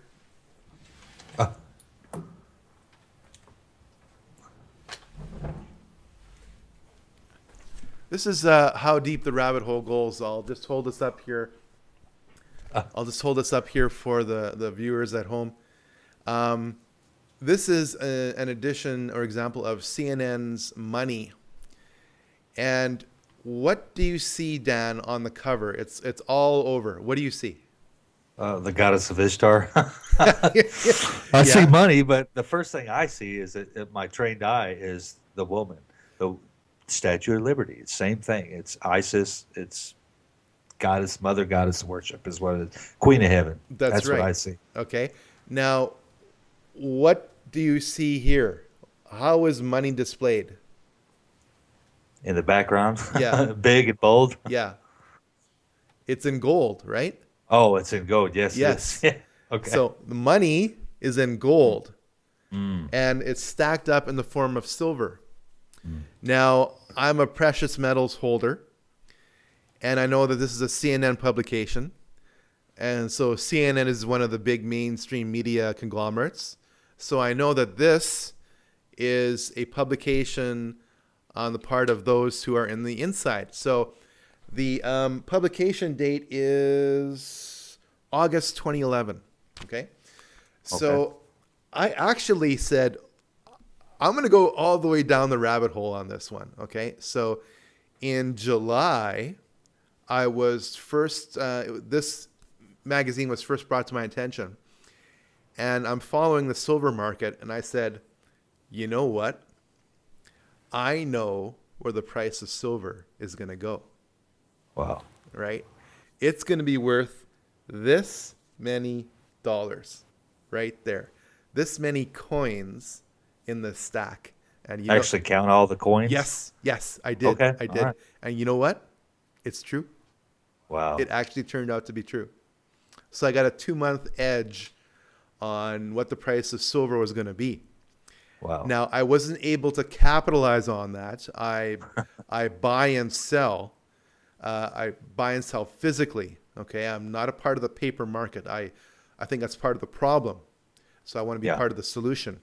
I want to hold my own money. See, gold, money. Okay, God made gold. God made silver. Man made a whole bunch of images on paper, which is totally worthless. Okay. As far as I'm concerned, you can take paper money and use it as toilet paper. It's what I think it's good for. And going into the magazine, if I can just turn to it. Hope I can turn to it fast enough. While you're doing that, I was emptying my wallet the other day of all the plastic, not so much credit cards, but debit cards and this card for that card and this and that. And I just thought, this is ridiculous. And then I looked in where the money's supposed to be, or the paper money, and there was none. Yeah, exactly. Okay, now I want to hold this up really close. Okay, Think you can see it? Yeah, I can see Okay, it. I'm going to look up towards the most of the viewers. For those of you who haven't figured this out yet, Dan is speaking to me and looking at me from down here, but I'm looking at you up there because I know that most of you are going to watch me looking at you instead of Dan. So I'm not ignoring Dan. I'm just No. looking at the camera towards most of the audience, okay? So here we have, and hopefully Dan can see this too. Here we have U.S. currency. And what is being done to the currency, Dan? They're wringing it out. They're draining it pretty much, That's or right. emptying it. That's right. Sure. And what is coming out of that currency? Gold. That's Is it gold? Yes. Okay. Yes. Okay. Now this is August 2011.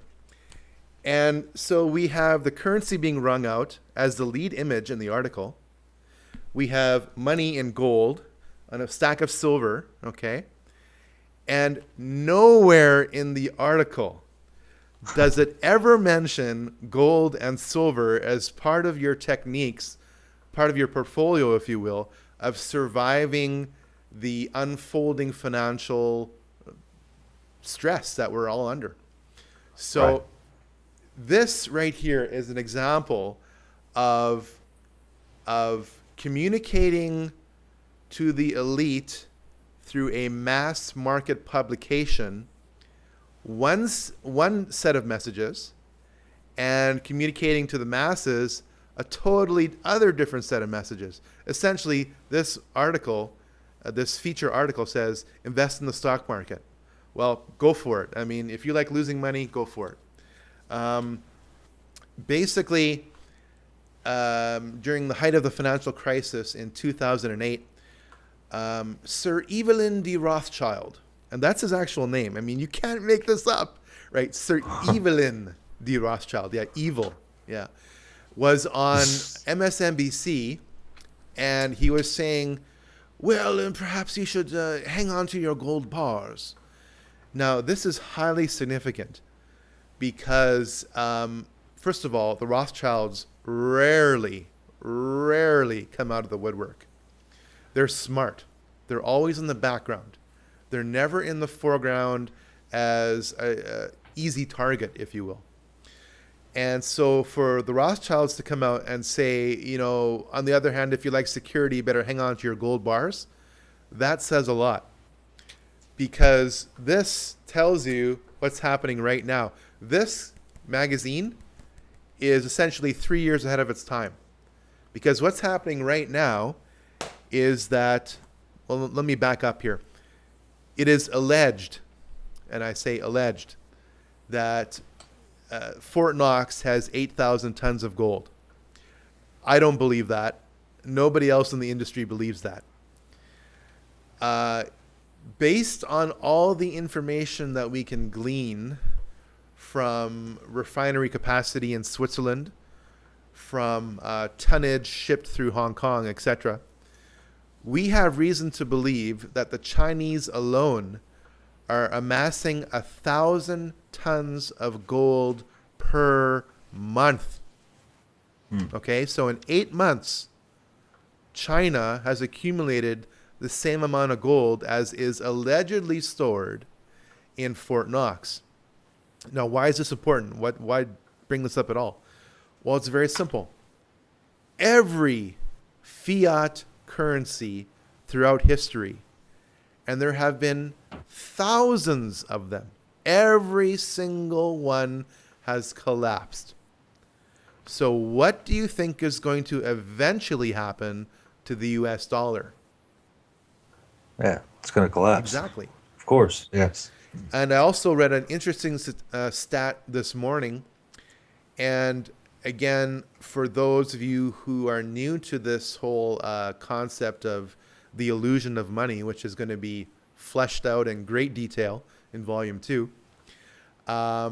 essentially the IRS is the collection agency for the Federal Reserve, which is the private bankers group which prints up money and loans it to the American government at interest to operate.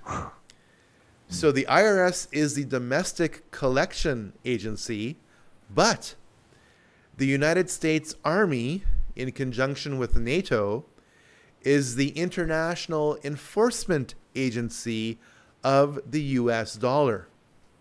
And if any other nation should want to challenge that, well, then they're going to be labeled a terrorist and they're going to be taken out. Now, it's not as though I support these dictators, because they are dictators. Saddam Hussein, for example, wanted to sell his oil in euros to get rid of his international debt in the early 90s. Big mistake. Okay? So yes, he invaded Kuwait, but what few people understand is that the entire Middle East geopolitically is completely artificial. Those straight angular lines that you see on maps throughout the Middle East, they were laid down about 100 years ago by Sir James Arthur Balfour in a way that deliberately broke up the cultural structures of the Middle East to cause a maximum tension, basically along ethnic lines. So the idea is to have the Middle East constantly squabbling with itself and other nations, and so as to appear to be more unstable than it usually is in the eyes of the West, so as to justify constant intervention. When the real story is, it's got nothing to do with Muslim terrorists, which do exist, but has everything to do with the maintenance of the artificial, satanic US dollar. And by the way, for the record, the Canadian dollar is no better. In case you need another example to prove this, Muammar Gaddafi of Libya. I mean, Gaddafi's been Gaddafi for 40 years. But just before he died or was taken out by the so-called rebels, who were funded and trained by the CIA. The rebels, the first thing the rebels did wasn't to assassinate Gaddafi, wasn't to take over the capital. The first thing the rebels did was establish a Rothschild-style international central bank. I mean, this was allegedly their priority number one, right? So, I mean, you can see who and what was behind these rebels. And to come back to the stat that I veered off on to start this conversation, since World War II, there have been 248 international or intranational armed conflicts in the world. The United States military, and I'm not demeaning the United States or its military, I'm talking about the powers behind the military. The United States military has started 210 of the 248 armed conflicts. Yeah. Wow. So what do you think is the real danger? And what do you think is going to be used against American civilians in the near future? Yeah. It's they're just playing with lives, you know what I mean? And it's all for power and money. That's why it's satanic, you know? It's just, but we're so blinded by movies, sports, we're distracted. And it's all designed. It's an all, by alcohol, by drugs, by addiction to all kinds of things. And that's why we need to be saved, man. You know, that's why we need to be, you know, having a relationship with Jesus Christ, because all these things outside of that are of the world, the blind know not at what they stumble. Back to that again. Yeah, I mean, there's 20% of the American population is on some kind of psychotropic drug. Yes. And study after study after study after study tells us that you can have a psychotic break if you are suddenly off those meds. And I challenge you, I mean, take 10 stories, any 10 stories at random of housewives taking butcher knives to their own children Oh and man, I don't know. and saying, "I saw demons coming out of their eyes," Yeah, or husbands putting their kids in cars and driving the car into a lake or into a river, saying they were demon children, right? Their own kids. Okay, yeah, I'm telling you, 100% of the time, 100% of any 10 stories like that, you take it random. These are people, or mass shooters, prime example, okay? These are people who were on some kind of mix of psychotropic drugs, who were taken off of them, and they're literally seeing what they're seeing because this goes back to Revelation 18, all right? The kings of the yeah, earth use sorcery or pharmakia to deceive the nations. yeah. Now, what do you think, Dan? What do you think is going to happen when this economic depression that we're in, it's not a recession, it's a depression, this economic coma that we're in, and the only reason why we're in a coma and not totally dead is because the Federal Reserve is pumping out dozens of billions a month, okay, giving it to their Wall Street buddies at the expense of you and I. What do you think is going to happen when that is removed and there's a general collapse in the social safety net? What do you think is going to happen? The zombie apocalypse. Exactly. Okay. So there's a reason why the CIA is delivering these over the top messages. There's a reason why you see World War Z in the movie theaters. It was all timed, by the way. Okay. I'm seeing the zombie apocalypse in the theaters, and I'm looking at these CIA memos, these Homeland Security memos, right? And I'm Yeah. going, why are these two things coordinated? Why is the fantasy coordinated with what this group wants me to accept as reality? Why is that? And the answer is because people are going to behave like zombies when the You know, collapse happens. you know what, Leonard? It's probably been about 3 or 4 years ago, but I have asthma, and I was on the pump, the inhaler, and I still take that every once in a while. But I was on a certain medication. I guess I won't say what it was, but it was for breathing. And I had the craziest dreams, and I was moody, and there was a lot of stuff, not crazy psycho, but there was some very vivid, scary dreams. Okay, and it was I gained a little weight. I thought, well, this can't just be the cheeseburgers. But anyway, uh, I looked into it, and I looked into this medication I was taking, and I read about the side effects. And I'm not kidding you. I didn't care what the doctor said. I threw those in the trash, and then I've been fine. And that kind of brings up another topic. I was going to just not a topic, side note of all the people that are having dreams and visions and this and that. I I'm not saying that that doesn't happen. All I'm saying is I like to know if you're on any medication. That's all. I'm not saying you're nuts or the people that are having these dreams and visions, but I would like to know before you go and tell me about this that basically the Bible's already telling me about. Uh, you're basically your vision's paraphrasing what the Bible says, but you're a prophet, this and that. I just wonder if you're on some type of medication. And I'm not saying everybody is, but I would like to question that first. I'd like to see that first. But though you're right, and that is what is going on. And what's going to happen when they stop? They don't have this medication they're so used to. What's going to happen when all these people don't get free money or whatever, and the support that they're getting? What is going to happen? Total chaos, and the Phoenix. You know what I mean? It goes to all that. It's such a rabbit hole. I wanted to ask you. I had a couple questions. I just want to get Sure. your. And I'm not trying to load any questions or anything. I want to ask you. There's three things, but we talked about this last time a little bit. I don't want to just call it out saying it's the patriot movement movement or anything, but I believe that there's a deception going on.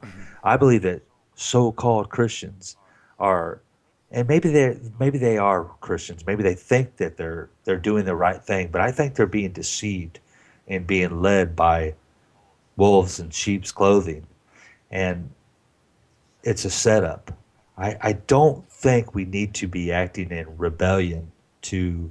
I mean, we need to do handle things in certain ways, and the Bible shows us.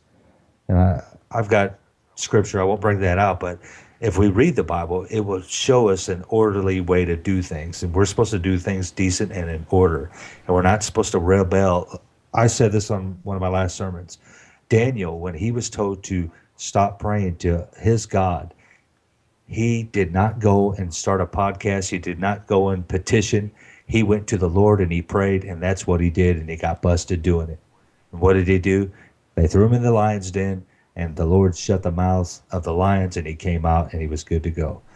And I just think that we should lead by that example, not some of the stuff we're doing. But you know what? There's so-called Christians out there that say, no, we need to go and buy this and guns and load up and this and that. And I think you're wrong. I think that's rebellion, and I don't think that's going to win anything. And those people out there, they know who they are, and they don't like what I'm saying, but I don't care because this is why I'm here. I'm telling you, people, you better wake up and you better read your Bible instead of listening to this guy over here, and you better find out what it says. Are you going to find yourself in a pit? You're going to find yourself in trouble. One other thing, I didn't even ask you. I wanted to ask you about that, so I'll just be quiet and just kind of get your thoughts on that, Leonard. If do I? Okay, that's a beautiful question, Dan, and it's going to take me about 1 minute to answer that because it's pretty deep.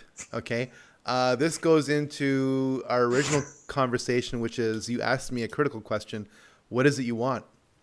And this goes into Romans 13, and this goes on into waiting on the Lord. I could go on and on. This goes into the supernatural, by the way, where you can literally have a hedge of protection around you. The Bible says, what? 1,000 may fall at your right hand, 10,000 on your left hand. What is that talking about? Is that just figurative? I don't think it is. Okay. In the end times, okay, right now, I don't believe we're in the tribulation. We ain't seen nothing yet. Okay. So between now and then, we are in what I call the birth pang stages. Okay. Where you see, and again, I'll reveal a little bit of my movie right now. I asked myself, okay, we had a collapse in 2008. Right now we're in limbo. Can you come up with a visual picture, a parable, if you will, to explain what's happening to us and how to get prepared for what I think is going to come? And I think I've got the analogy, the parable. We're in a glacial economy. A glacier happens when, over centuries, billions and billions of snowflakes form to create thousands and thousands of tons of ice. And eventually that ice, over time, becomes like a plastic and wants to flow downhill. As the debt, the false debt, by the way, false debt that we're under, continues to accumulate at an exponential rate, and that builds up. Eventually, I think this decade, 80% chance of this decade, 100% chance sometime next decade, based on my constant review of history, we are going to have a collapse starting with the epicenter of America, and it's going to fan out all over the world. Canada is going to be sucked down into this black hole, okay? And when that happens, our faith as Christians is going to be severely tried. Mm-hmm. Some people are going to want to pick up guns. I don't believe that's biblical. That, I believe, contradicts Romans 13. You see, if you look at the first 200 years of church history, come on now. Yeah, exactly. Okay. Let's just focus this a little bit, pinpoint accuracy now. Okay. Speaking about Romans 13, you've got me going now. Okay, the author of Romans 13 wrote Romans 13 while in a Roman prison, and the angel of the Lord delivered him from that prison. Now you think about that, okay? So don't give me an excuse for just blindly following government on one hand. And on the other hand, don't tell me that God is behind all governments at all times. If that was the case, then Satan could never influence government. Okay? So you can't tell me this, and you can't tell me that. Now, what is the middle way? The middle way is to stand firm in your faith, to create a revolution of conscience. And this is what you asked me. Leonard, what do you want? I want a revolution of conscience. I want the church to wake up. I want the church to be awake and aware and create a revolution not of arms, but of conscience. I want the church to engage. I want the church to break down strongholds and do it legally. I do not want the church to rise up in a rebellion, because if you think that what happened at Cliven Bundy's ranch is the end of it, let me tell you, it's the beginning of it. And if it's not Cliven Bundy's ranch, it's going to be something else in the future. Every person who went to that rally for Cliven Bundy has been cataloged, tracked, and traced. Every single cell phone conversation has been recorded. The routes that you took to get there have been recorded. Your license plate numbers have been recorded. They know where you work. They know where you live. They know what route you're going to take. They know who you talk to. Okay? This is all an intelligence gathering process. The main technique of warfare is deception. You play possum. You roll back, let the enemy regroup. Now that you've seen how they play themselves out, and you know what they're going to do before they do it. Right? So, what does this mean in terms of the average Christian? If you rebel by force of arms, you give the state a reason to fight back. The state will always have more guns and ammo than you ever will. So if you fight in the flesh, you will lose in the flesh. And if you fight in God's Spirit, you may actually lose your flesh. But let me ask you an additional question. Since you're going to die anyway, what are you afraid of? I'm asking you to be like Telemachus. Telemachus was a Christian who, in the context of the Roman era, jumped down from the stands into the floor of the Colosseum during a gladiatorial fight and said, quote, "In the name of Christ, forbear. Stop it." The crowd was stunned. They didn't know what to do. They were well aware of Christianity because it was a decades-long revolution. But how dare you stop our entertainment, right? Telemachus was killed on the spot.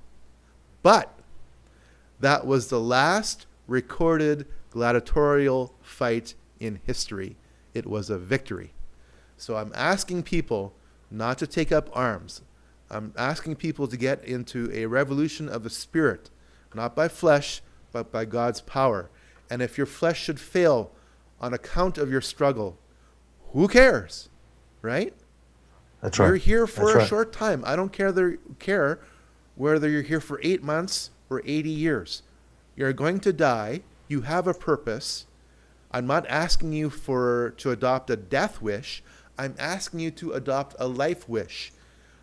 Is all the hours you sit in front of your computer watching stupidity and watching sports games on TV, which, by the way, are a dumbed down version of gladiatorial events, they've got no consequence, okay?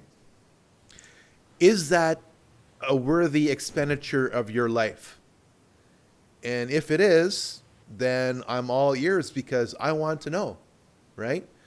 Right. Right. So stop disengaging, get engaged by the Spirit, get into a revolution of the Spirit, and God's going to take care of what he needs to take care of. If it's your time, then it's your time. Every single disciple, except for one, who was isolated on the island of Patmos, every single disciple died an unglorious death. But we all know their names. Yeah, that's right. Amen. There you You go. know, and this is discipleship too, folks, is what you're hearing is discipleship. It's not a pastor yelling and his pitches are getting higher and higher as he's preaching to you.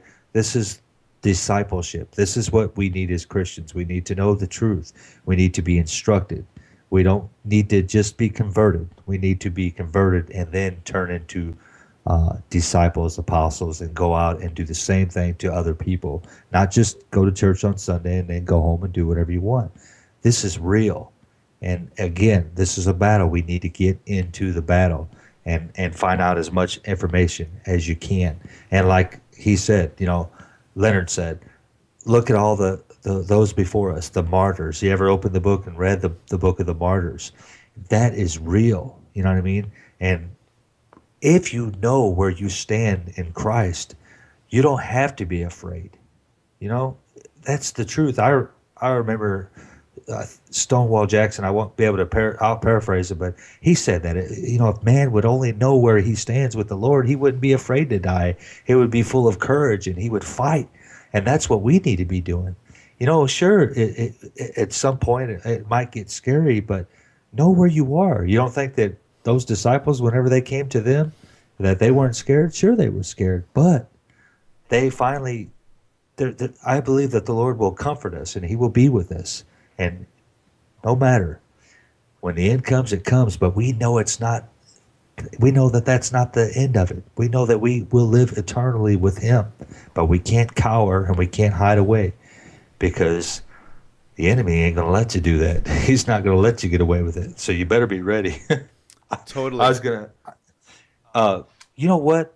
What do you think? I mean, I know this is probably a silly, I've got two questions. I don't know which one to ask you first. I'm going to ask this one because I like this one better. I was asked this a few weeks ago, maybe a month ago. Guy I was with, he said, what do you think is the biggest deception going on right now? And I said, Ooh. well, I'll let you answer. Go ahead. Oh boy, that's Now, so huge. I think what I'm saying, Leonard, is what do you think the biggest deception, let me say it again, that's going on in the Christian world? Is that hard? How much time do we have? Yeah, I know. Boy.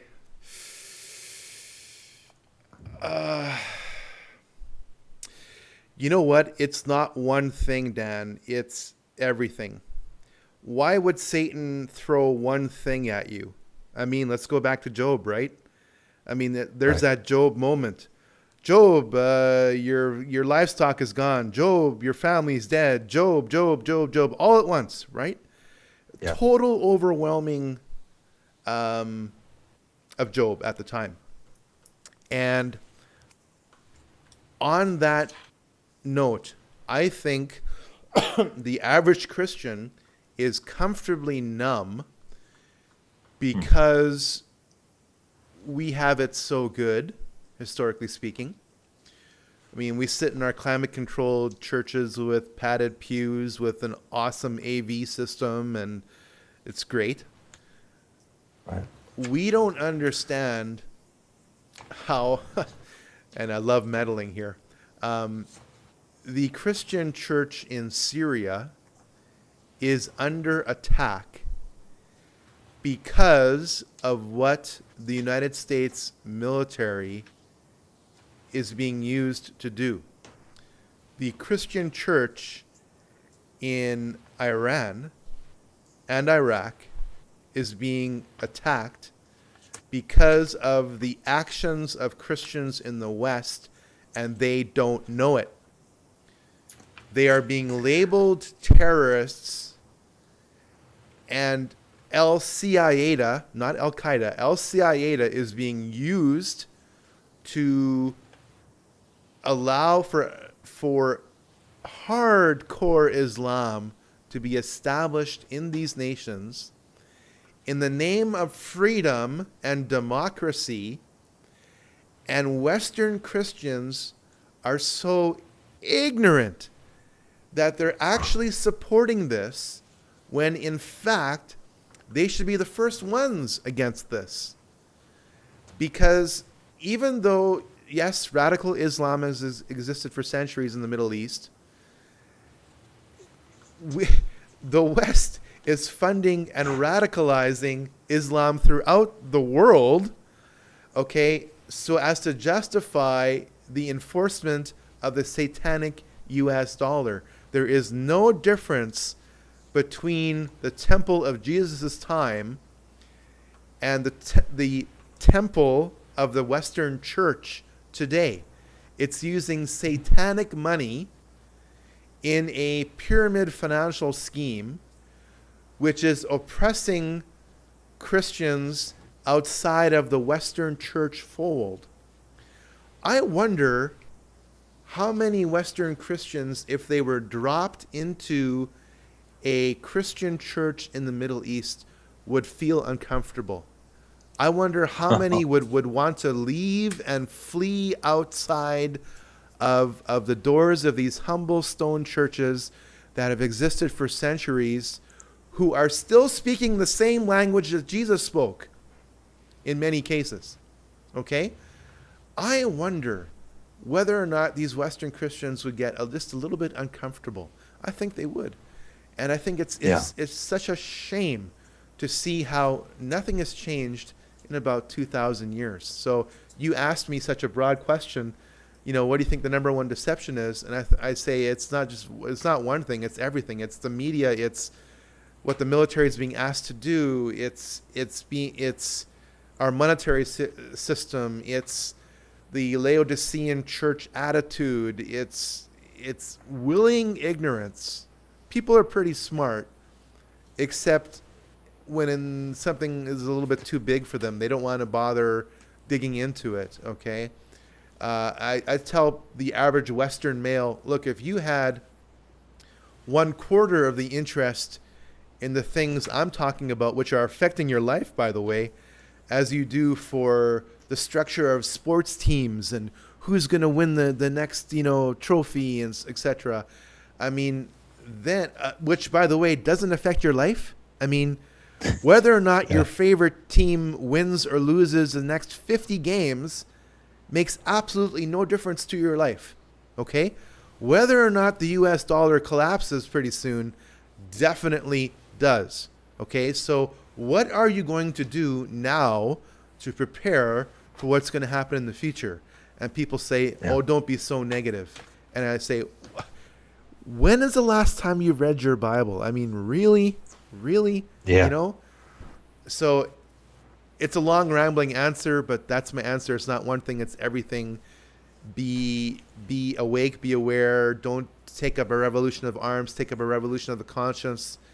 Wait on God.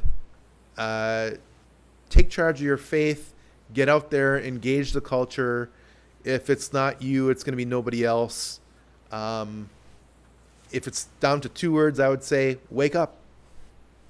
Yeah, you know what? And I'm sorry, Leonard. I actually I asked you that wrong, but you still answered it right. And I think if I could sum it up for you, I think you would probably agree with this. Is what I asked you is what is the deception? What I meant was what is the darkness and what is the evil that's going on? And the answer is, in short, deception. There is a great deception going on, and we are being deceived. And that's why Leonard and I are here right now, trying to open your eyes and get you to see what's going on, get you curious, and to get you moving, and to bring it back to almost full circle. New World Order, Secret Societies, and Biblical Prophecy, Volume 1 is where you need to start. We're not talking about some loony guy. Leonard is very knowledgeable on this information. He has done a fantastic job. And I've watched a lot of different things and seen a lot of different info on this type of stuff, but this one is put together very, very well. Leonard, you produced it and directed it and all that, right? Is that all you? That's all me. That's all It you. took me about 6 months to learn how to put together a movie. I had to read about a 400-page manual, and I had not a clue as to what I was doing. When It I, is awesome though. I mean, well, I got to thanks. no, it's really good, and I'm not just saying that. It really is. This is something that you need to have in your library for reference, not just for sit around eating popcorn, and that'd be fine. Start there. Start there. This movie has got so much information. Uh, what it will do to you once you watch it the first time, it will it's going to open your eyes, and then you're going to watch it again, and then you're going to say, Leonard, where's volume two at? Come on. Okay. That's what I did. Well, to answer that question directly, I want to be finished volume 2 by early January. Okay. All right. Um, the reason for that is because I want to enter it into a local film festival. And you know what, Dan? That was the most nervous moment of my life. I mean, here this film festival is being held in a major local church, right? It's got seating for about 2,000 people. And here I am. I know the film festival's coordinator, but I'm going, okay, he's on my side, but what about all these people who are going to watch my film? I mean, they're going to think I've totally lost it. And so I arrived pretty well late because I was so scared. I thought, what are people going to think, right?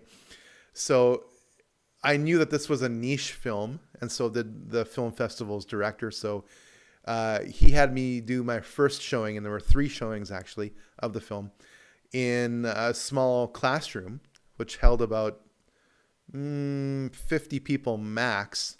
There was seating for 30. But an interesting thing happened, Dan. I knew I was onto something because about a half hour into the movie, the room was packed. There was standing room only. I mean, there was seating for 30, but the room became filled up with 50.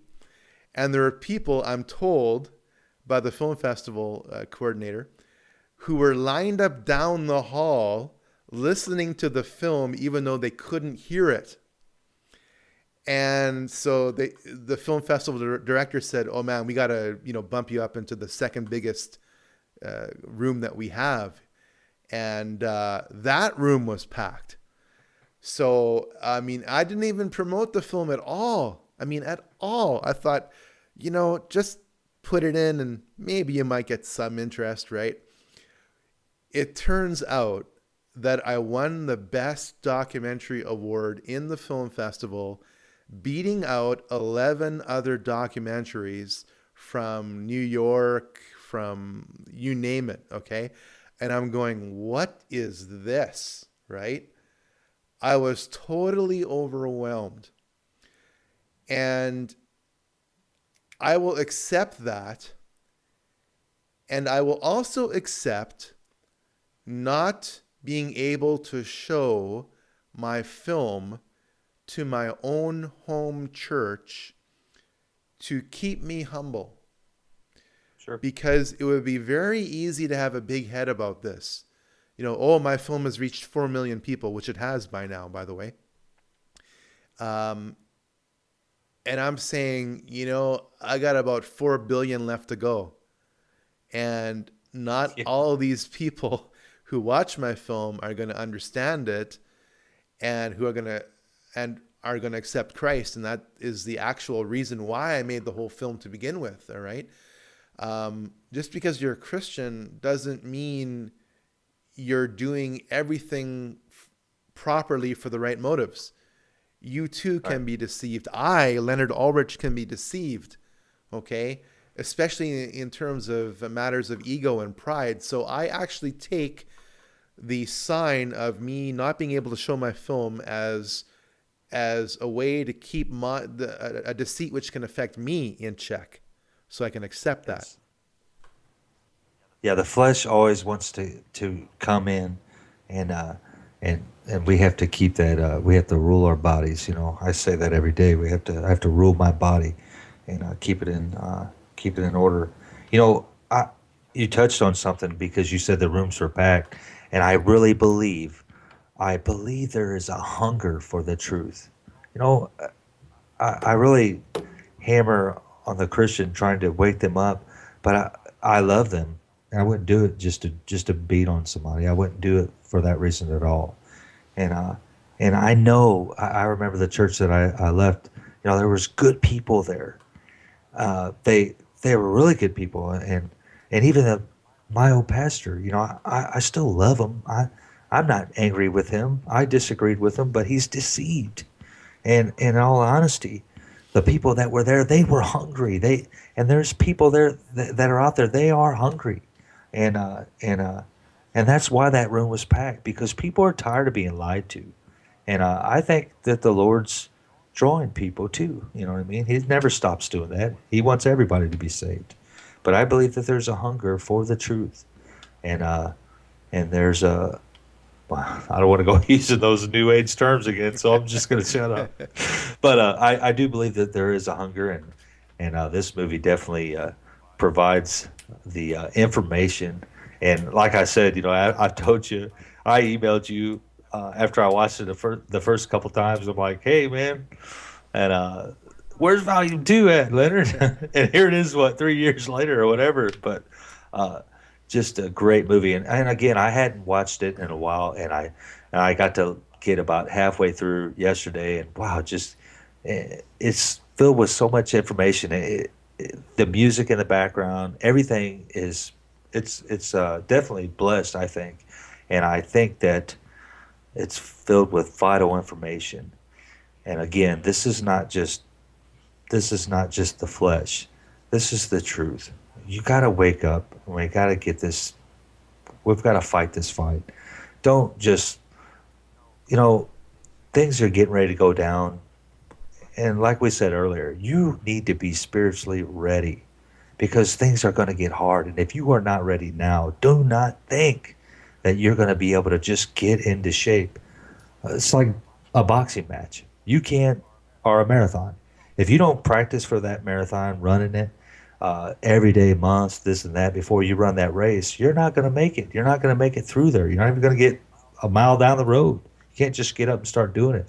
You have to start now and build that faith and let the Lord chip away at the things that you need changed in your life and go through the fire and for him to, you know, what is that, refine you and build you up because you will not be able to stand. I mean, I'm not saying that the Lord won't bless you and do something for somebody, this and that, but I really think we need to be wise as Christians and we need to be ready. And and I like this. I'll tell you this real fast. I think of it as this way. You know, Jesus told a lot of parables. The parable about the talents, it can mean different things. Maybe it has this meaning, that meaning. But for me, I like this meaning. The Lord, I felt like the Spirit showed me this, Holy Spirit. Uh, I believe, like, you know, the Lord gave me my family members. You know, I've got a big family. Those are my talents. And I'm going to invest in those talents. And I need to make sure that they know there's 8 of us here. Whoa. And those are 7 talents that the Lord has given me. And I want to invest in their lives because if I invest in their lives, they're going to invest in their children's lives. And it's ongoing. I will train my children up in the way that they should go. I'm investing in those talents. I'm not just burying it and keeping it safe because I'm worried about losing out. I am going to invest. And that's what we should be doing as Christians also, investing in what the Lord has given us and go out and preach the gospel and take a stand. You know, the other day I was walking outside of work and there was a guy, I always walk out and say hi, and he was Asian. And you know, he just says hi every day. I got halfway around the corner and the Lord said to me, and I'm not boasting or anything, the Holy Spirit said, You need to go back there and say something to him. And I was like, the flesh is like, yeah, nah, I just, I didn't want to. I mean, not that I was being rebellious or anything. I just like, I kind of blew it off. I walked maybe one more step and I said, no way, flesh. Uh-uh. I'm going to rule my body. I turned around and I went up to that man. His funny thing is he didn't speak English. He could say hi and all that, but there was a barrier between us. And I didn't want to offend him. Nowadays, there's a little bit of fear of offending. I didn't know what his belief was, but I just said, you know what? Do you know Jesus Christ? And he goes, yeah, my people call him this and that, but I couldn't understand what else he was saying. I said, well, I kind of felt defeated, but in a way, I was obedient to the Spirit, and that's what we need to be, and be sensitive to the Holy Spirit, and react, and don't put it off. If you feel something from the Spirit, then do it. Okay, so I really think that's what we need to do as Christians. Man, we got to get brave because the enemy is getting brave, and he's deceiving people. And as I say to those who, if there are any out there that are listening, they're on the dark side, the satanic side. Listen, the battle is won already. You're fighting a losing battle. You're not going to win. It's all been written down, and you need to get on the winning side. We call it the winning side. Repent now while you can, because there's going to come a day when you're not going to be able to do it. Get on the winning side. That's my soapbox, but hey, it's the truth. And the truth's going to do two things. It's either it's going to force you to be in rebellion, or it's going to force you to make the right decisions and make a change that's going to be effective. Anyway, go ahead. No, I'm no, I sorry. couldn't agree more. There is a story which I came across last week. I actually verified it, which I didn't believe at the time. And now that I verified it, you couldn't write this up. It's called Sing Louder. And if you type in Sing Louder, Nazis, Germany, you'll get to the story. And it's the story of how there was a church during the Nazi era in Germany that was right beside a railway track, which was herding Jews and other undesirables, according to the Nazis, into the concentration camps. And because those in the boxcars knew that the church was full, I mean, they could see it through the cracks in the boxcars, they decided to scream and yell for help at the church building where these Christians were busy having their service, because they could see the church was occupied. And this happened a couple times. And as hard as it is for me to believe this, I actually now fully accept it. This happened during one of the hymn sings in the church, and the response of either the hymn leader or the pastor at the time was, "Sing louder." That's just, it's so chilling. But that to me is a prime example of what the church, generally speaking, has done. They're just singing louder. They're in their own holy huddle as they've disengaged from the rest of society, and they haven't preached using words when necessary. I don't care how you talk, I care how you walk. And if I'm walking by exposing evil, then that's my walk, okay? I'm single for a reason, as far as I'm concerned. I had a particular path that God put me on for about 20 years that was unknown to me, so I couldn't have, discovered this or created this by myself. It was for this. It was for using the power of the media, the internet, which is really the new universal Gutenberg press, okay, to cause a revolution of the heart and mind, especially in the church and secondarily in society. And I'm sick and tired of a church saying, "Sing louder." Yeah. Hey, I think you just gave me the title to my next sermon. Oh, really? No, I'm just kidding. No, I think that's really great, man. I've heard that before, but you're right, man. That's what's going on. They're singing louder, and they're it's almost like they're worshiping in vain, because that's what they were doing then. I mean, they weren't serving God. They thought they were serving God, but they weren't because their hearts weren't right, and they weren't taking a stand. Yeah. To sorry, as an aside, to look at the historical photos and the documents and the speeches by major church leaders within the Nazi era, and to see how systematically the Nazi movement infiltrated the German Christian society, which, by the way, was overwhelmingly Christian at the time, Yeah, is truly remarkable and is a precise parallel to what we see in the church today. I ask people, you know, do you think the early first century church would have a Roman standard in their living room? yeah. I mean, do you think we ought to have our national flags at the front of our churches? I mean, what are we worshiping here? Are we worshiping God or are we worshiping man? Right? You know, yeah.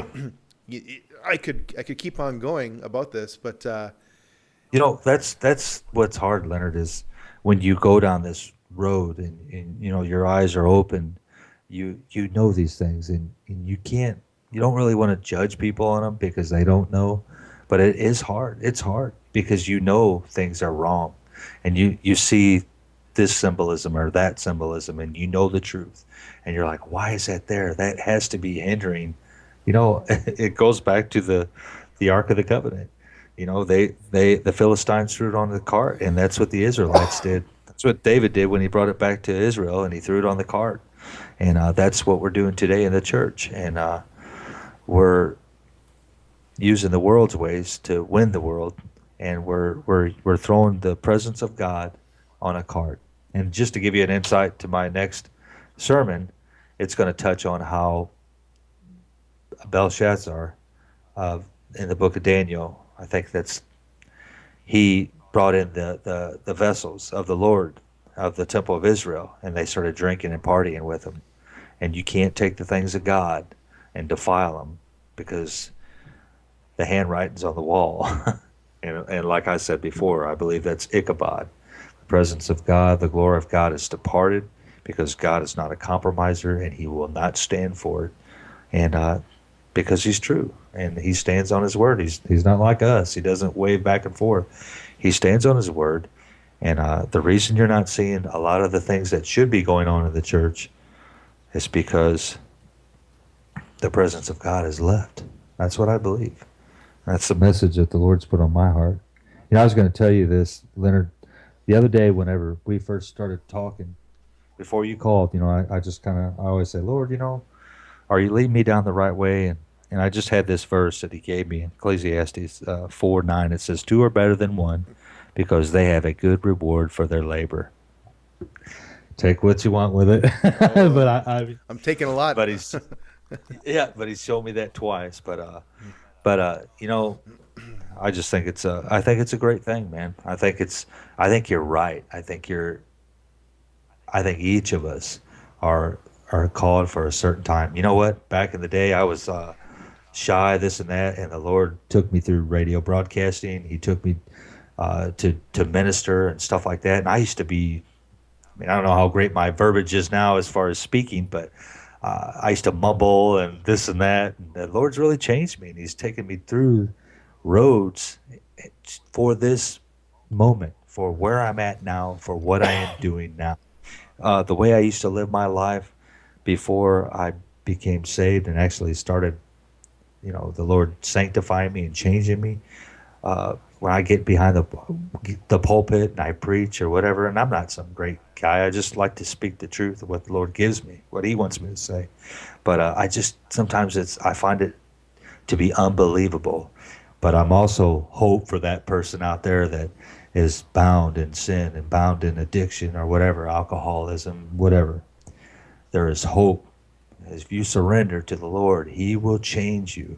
All you got to do is surrender. It's not nothing you can do but surrender and let Him change you. And that's what He's done for me. And He's done that for many people.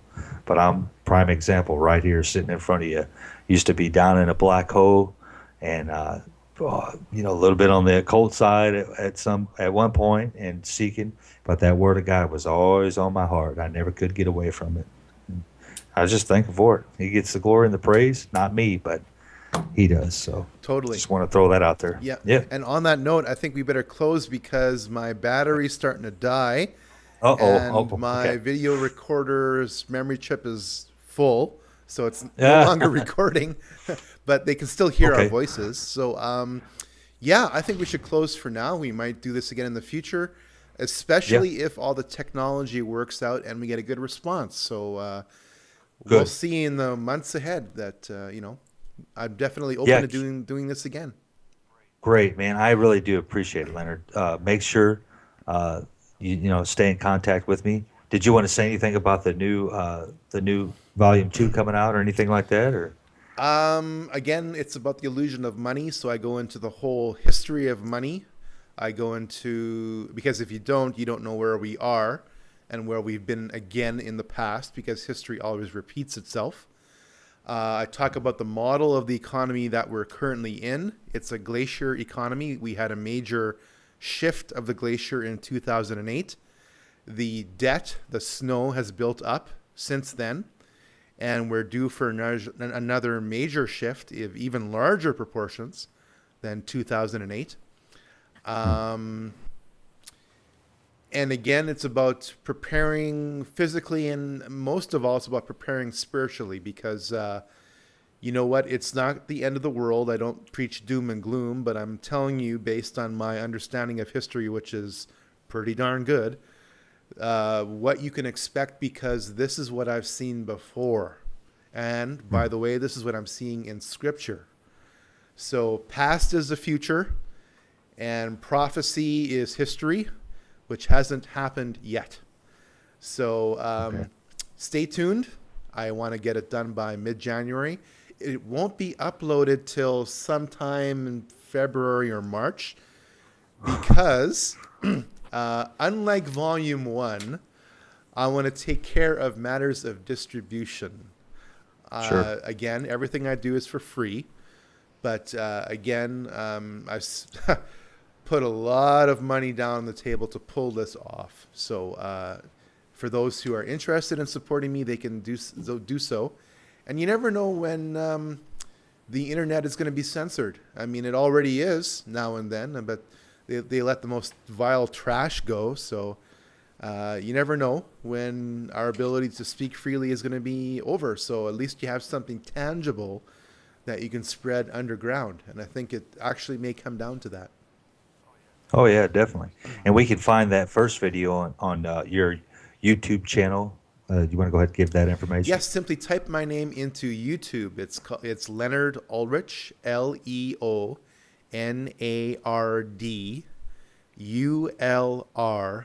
I said that nice and slow. So, yeah. And there's all kinds of videos there, radio interviews, brief explanations of certain things. I had a weekly update. I've canceled that only because I really want to get out Volume 2. So it's not as though I'm slacking off. As a matter of fact, I'm just gearing up. Good. That's awesome. Well, I appreciate it, man. I'm going to have this on webpreach.com, and that's where I do my thing at.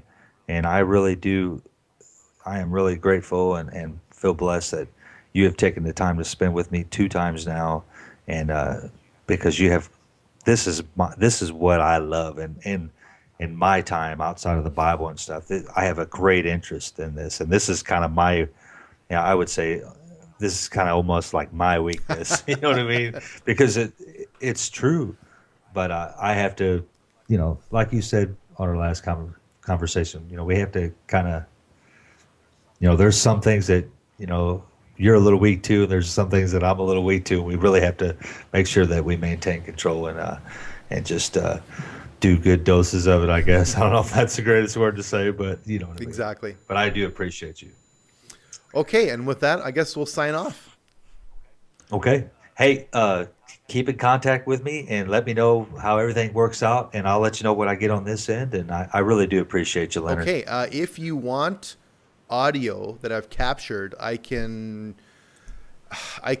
transform it into MP3, splice it up, and then email you files, I think. Sure. Yeah, my son, I had asked him about that. He's the one that does my website. So that's I said, how would he send that? 'Cause it's got to be a lot.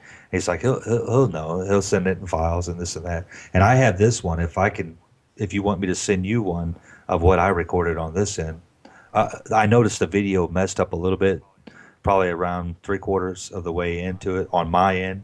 From what I could see with you, it got a little bit blurry and the audio got a little bit out there, but I think for the most part it was pretty good. I think if as long as I save everything carefully, I think we're good to go. Because even though my camera cut out in the last 10 minutes, I think we're good to go. If I don't mess it all up, that's what I'm really paranoid about. So, again, to see you and then see me side by side, relatively the same size, I think it's going to be good. Yeah. Awesome. That's cool. Well, just I'm sure you're probably tired. It's 12 o'clock here down here in North Carolina. Yeah, it's 11:15 But here. I got to do sound tomorrow morning at about 9 a.m. So, you know what? I had a nap, and that's what keeps me going. yeah, I did too. Yeah, Power naps. exactly. Without that, post heart attack, you drop off an energy cliff, and you got to pick it up again. So, we had a really hard winter, and it really puts you inside. And then now I did yard work for the first time in goodness 7 months, and I really noticed it. Yeah. Well, listen, just touch base with me and keep in touch with me, Leonard. Man, I love speaking with you, man. It's just been a blessing. And can I pray for us? Is that okay? Absolutely, sure. All right. Dear Heavenly Father, I praise you, Lord, for Leonard, for the knowledge that you've given him, the blessing, Lord, the saving of his life several, a couple times. And I just praise you, Lord, that you had joined us together this evening and before. And we just give you all the glory and the praise and the honor. And we thank you for everything that you do. And I just pray that you bless Leonard, keep guiding him and blessing him and keep him safe. Lord, I pray your hedge of protection around him and all that he does.